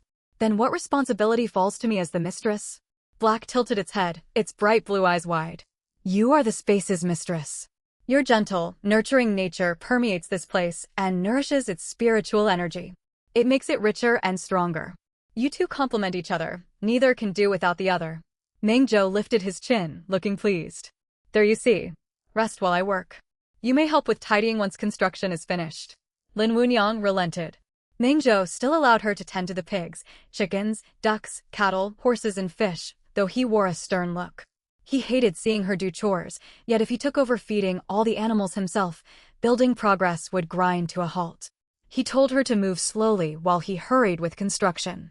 Once the house was complete, she would no longer need to perform these tasks. Meng Zhou worked astonishingly fast. By mid-morning, the kitchen frame stood complete with a thatched roof. They ate simply from the steamed buns and flatbread they had brought in the day before. Black turned up its nose at the food, while Little Wolf, Little Dog, and White ate heartily. In the afternoon, Meng Zhou used fertile black soil found inside the space to build 2 earthen stoves, one for steaming rice and one for stir-frying. It was to speed up meal preparation. As the earthen stove was finished, the sun was nearly setting. 2 large iron pots were set into the sunken stove pit, and 2 huge water vats were carried into the kitchen and set beside the stove. Lin Wunyang tended the fire, with water heating inside one pot. The edge of the stove was over 20 centimeters wide. A wooden basin sat atop it, holding white flour dough that Lin Wunyang was kneading. Further away on the chopping board lay sliced ginger, spring onions, and garlic. Next to the board stood large wooden bowls big enough for 2 hands to cup, filled with cut pork streaked with fat and lean meat. They only waited for the water to boil to cut the dough into chunks. Lin Wunyang's cooking was not as flavorful as Du's, yet she knew many different dishes. Meng Zhou dragged over the 4-person wooden dining table from his small kitchen among the pile of furniture and set it inside the kitchen. Meng Zhou, sometimes I cannot tell whether this is a dream or reality. It feels as though we are living a life from another world. I fear it might all turn out to be nothing. I feel the same, Meng Zhou said, sometimes lost in daze as well. Lin Wunyang and Meng Zhou exchanged a smile, affection and treasured fondness shining in both their eyes. Only by living through the days could they know what was real and what was not. Meng Zhou fetched 2 wood stools and placed them in the kitchen. Before daylight faded, he went outside. The water boiled. Lin Wunyang divided the dough into 3 round portions, then sliced them bit by bit into short thick strips that dropped into the rolling boiling water. Her knife moved swiftly. 1 portion was soon cut. Over the strong fire, the dough pieces floated quickly to the surface. Lin Wunyang scooped them out with a fine bamboo sieve spoon into a wooden basin. She repeated the process for the remaining dough portions. She emptied and rinsed the pot, stoked the fire, and waited until no water traces remained on the pot surface. She spooned in sesame oil, for she had not rendered lard yet and had to make do with sesame oil for now. When the oil grew hot, she tossed in ginger, spring onions, and garlic to stir-fry. A rich aroma wafted out. She poured in the pork, releasing a mouth-watering fragrance. Meng Zhou had built windows on both sides of the stove opening in the kitchen, with bamboo ledges fitted beneath them. Drawn by the scent, Xiao He and Xiao Bai stood on the bamboo ledges watching Lin Wunyang cook. The young wolf and young hound waited by the stove, mouths open. Out in the courtyard, Mengzhou trimmed bamboo poles. If he finished them today, construction could resume early tomorrow. Progress was slow today because he had to trim each pole as he worked. Through the window, Mengzhou could see Lin Wunyang cooking. The warm kitchen smoke and drifting fragrance tugged at his lips into a smile. It filled his heart with deep happiness. Lin Wunyang doused the fire. First, she filled 2 large bowls and poured meat sauce over the noodles, fragrant and appetizing. The rest she split into 2 small bowls and 1 big bowl. The small bowls were for Xiaohei and Xiaobai, and the large portion went to the young wolf and young hound. Mengzhou, time for dinner. Lin Wunyang carried their 2 portions over to the table. Coming. Mengzhou stepped inside and sat side by side with Lin Wunyang at the wood table. Ravenous, Mengzhou picked up his chopsticks and began eating at once. This is delicious. It really is. Lin Wunyang smiled broadly. Xiaohei's and Xiaobai's bowls sat by the windowsill, while the young wolf and hound ate heartily by the doorway. Slow down, no one is snatching your food. All right. I can't slow down. Lin Wunyang was glad to see Mengzhou enjoying his meal. She picked up her own chopsticks and ate at a gentler pace. There are 2 more servings left in the pot. Help yourself if you're still hungry. Good, then I might finish all of it. Lin Wunyang looked surprised. Don't overeat and make yourself ill. I won't. Mengzhou finished his bowl quickly and served himself another. By the time Lin Wunyang finished eating, Mengzhou had already polished off 3 large portions of noodles. Should I serve you food in a basin tomorrow? Mengzhou frowned, equally astonished by his enormous appetite. Fine, I suppose. All that hard work must have made you very hungry. Xiaohei, who had licked every trace of sauce from his bowl, spoke up. He expends a great deal of energy inside the spatial realm now, hence his large appetite. Only with plenty of food can he keep a strong, healthy body. Lin Wunyang looked at Xiaohei with concern. If it drains him so much, perhaps we ought to slow down building our dwelling. I worry Mengzhou will wear himself out. I'm truly fine, Mengzhou said. Each of them worried constantly about the other suffering hardship. Xiaohei shook his head like a wise little elder. It works the same for you. Inside the space your energy consumption is higher than outside, so you also eat more. Have you not noticed how much you have been eating? Lin Wunyang suddenly realized that although today's meal was simple, the quantity had been immense. Normally, she would only eat about as much as Xiaohei's bowl. I have been eating more indeed. A faint blush rose on her cheeks. As a woman, she naturally thought of her figure.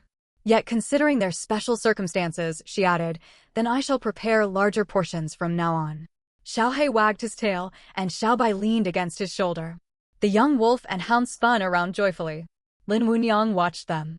Xiaobai and the others, it seems they can understand our words. Yes, Mengzhou was equally amazed. There is far more spiritual energy here. Xiaohei held his small head high with pride. Naturally. If spiritual energy grows even richer, their intelligence will keep rising. They will be able to speak like me and even cultivate to take human form. So hurry and develop the spatial realm. Fill it with plants and crops. That will make spiritual energy grow ever more abundant. Understood. Both Mengzhou and Lin Wunyang nodded firmly. They needed to keep working hard. By the end of the first day, Mengzhou and Lin Wunyang were worn out. Night fell quickly. They lit candles, washed the dishes, bathed simply, and soon settled down to sleep, exhausted from the day's labor. Lin Wunyang suspected she might be pregnant, so the 2 kept their rest gentle and peaceful, and fell asleep holding each other close. Day 2, Mengzhou continued constructing the main hall. Since there were few humans but many animals, they planned for Xiaohei, Xiaobai, and the others to sleep in this hall. They intended to place lounge chairs and a tea table here, with a small stove for brewing tea. Near the bedroom would sit a shared writing desk where the 2 of them could read and write. While Mengzhou built, Lin Wunyang asked him to carry 4-tiered wooden racks into the kitchen. 2 racks in total, salvaged from Dong Malin's residence. She had chosen these bamboo-framed racks taken from his kitchen because they suited their current kitchen style. She wondered how furious Dong Malin would be if he learned his home had been stripped bare. On the bottom tier of the first rack, she stacked large and small wooden tubs for washing vegetables and rice. The second tier held wooden bowls, serving basins, chopsticks, spoons, spatulas, and other kitchen utensils. The third tier stored oil, salt, sauce, vinegar, sugar, chili peppers, star anise, cinnamon bark, bay leaves, Sichuan peppercorns, and more. The fourth tier held extra wooden basins that could not fit elsewhere. The second rack stood beside the south-facing doorway. The kitchen had 2 doors, one opened west into the adjacent main hall. On its bottom tier were rice, millet, wheat flour, soybeans, yellow beans, mung beans, and other grains. The second tier held preserved pork. The third tier held spring cabbages, radishes, chives, green onions, ginger, and garlic. The fourth tier stored wild vegetables she had gathered, good for stir-frying from time to time. Storage space was limited. Excess supplies went onto racks outside.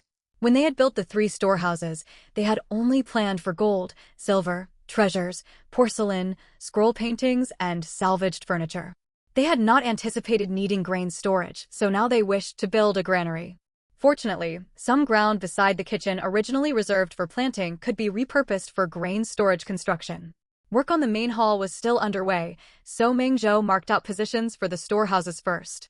He would not build a large granary for now, he would simply cover grain piles with cloth. Yet they lacked long cloth sheets. Mengzhou set out spare wooden racks and stacked grain sacks upon them. When racks ran short, he paused sorting supplies and returned to building the main hall. They would need to buy more racks once they went back to town. Meals on the second day became far more varied. For breakfast, they ate steamed buns plus sliced noodles tossed with fried meat sauce, leaving them refreshed and energetic. At noon, Lin Wunyang fried radish meatballs sprinkled with chili, crispy outside and tender inside. She cooked radish and spare rib stew with sweet savory broth, the ribs and radish meltingly soft.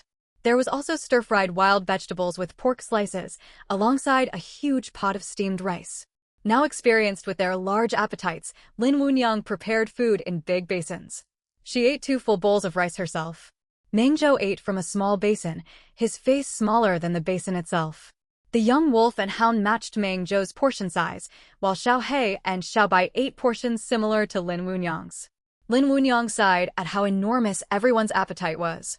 She wondered whether Mengzhou would still eat so much once they left the space. His mother would surely be shocked, exclaiming she could never afford to feed him.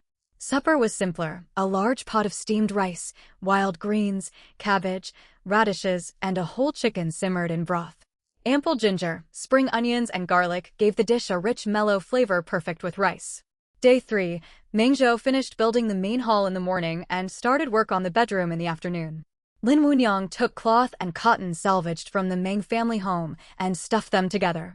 She sewed 4 pet beds sized for the 4 animals curled up asleep. She stitched through the center so each bed dipped slightly in the middle and rose gently around the edges. The work tired Lin Wunyang. For 3 successive meals, they ate steamed buns and meat dough drop soup. With stir-fried radishes in the morning, stir-fried cabbage at midday, and stir-fried wild vegetables for supper. That night, the 4 little creatures slept happily in their new beds. Day 4, Mengzhou completed the bedroom. He moved in the canopy bed, dressing table, wardrobe, and soft couch. Lin Wunyang put her favorite clothes and bolts of cloth into the wardrobe, overjoyed with their new space. Breakfast was millet congee with minced pork. Lunch featured braised pork and brown sauce. For supper, they had radish spare rib soup and candied sweet potatoes. Day 5. Growing increasingly skilled, Mengzhou finished 1 storehouse in a single day. The first storehouse held gold, silver, and scroll paintings, with wooden chests stacked high. Lin Wunyang and Mengzhou opened every chest. Relief silver for disaster victims was set aside untouched, to be melted down for future use. 1 wall was piled with these chests. Unmarked gold and silver were stacked separately and labeled. Jeweled hair ornaments and trinkets were glanced over briefly and returned to chests for later sorting, piled high. Her personal dowry also went inside, to be reorganized onto wooden racks once she bought more. There were more than 10 chests of precious scroll paintings, each invaluable. Among porcelain wares, Lin Wunyang picked out 1 white jade teacup, the rest were sealed away. She also found a crate of luminous pearls, which she placed in the kitchen and main hall for lighting. Growing weary of cooking, Lin Wunyang kneaded 4 batches of dough and rolled out 5 large basins of hand-pulled noodles. She took a large piece of meat, minced it finely, stir-fried it with chili peppers to make savory sauce. They ate hand-pulled noodles with meat sauce for 3 meals, leaving 2.5 basins remaining for the next day's food. Day 6. Mengzhou finished constructing the 3 storehouses and moved in the remaining valuable furniture. Though the number of items was not great, each piece was bulky. They had brought furniture from both the Lin and Meng households. Fine Nanma tables, chairs and beds were placed inside their living quarters. The rest were set aside. They planned to buy oilcloth once they left the space, stretch it over bamboo frames to shelter the surplus furniture. Much like their temporary granary solution. Day 7 and Day 8, Mangzhou built a bamboo fence around the courtyard and marked off separate enclosed pens for pigs, cattle, sheep, chickens, and ducks. Lin Wunyang began making salt-preserved radishes, spicy fermented cabbage, and sprouting beans. They ate minced pork congee with pickled side dishes for 2 days. On the afternoon of the 8th day, Lin Wunyang insisted Mangzhou stop working and rest together. They enjoyed quiet leisure time. Soon they would have to leave the spatial realm. Old Dr. Zheng would come to examine Mangzhou's injuries the next day. They would have to put on an act and do everything they could to keep him from examining Mangzhou.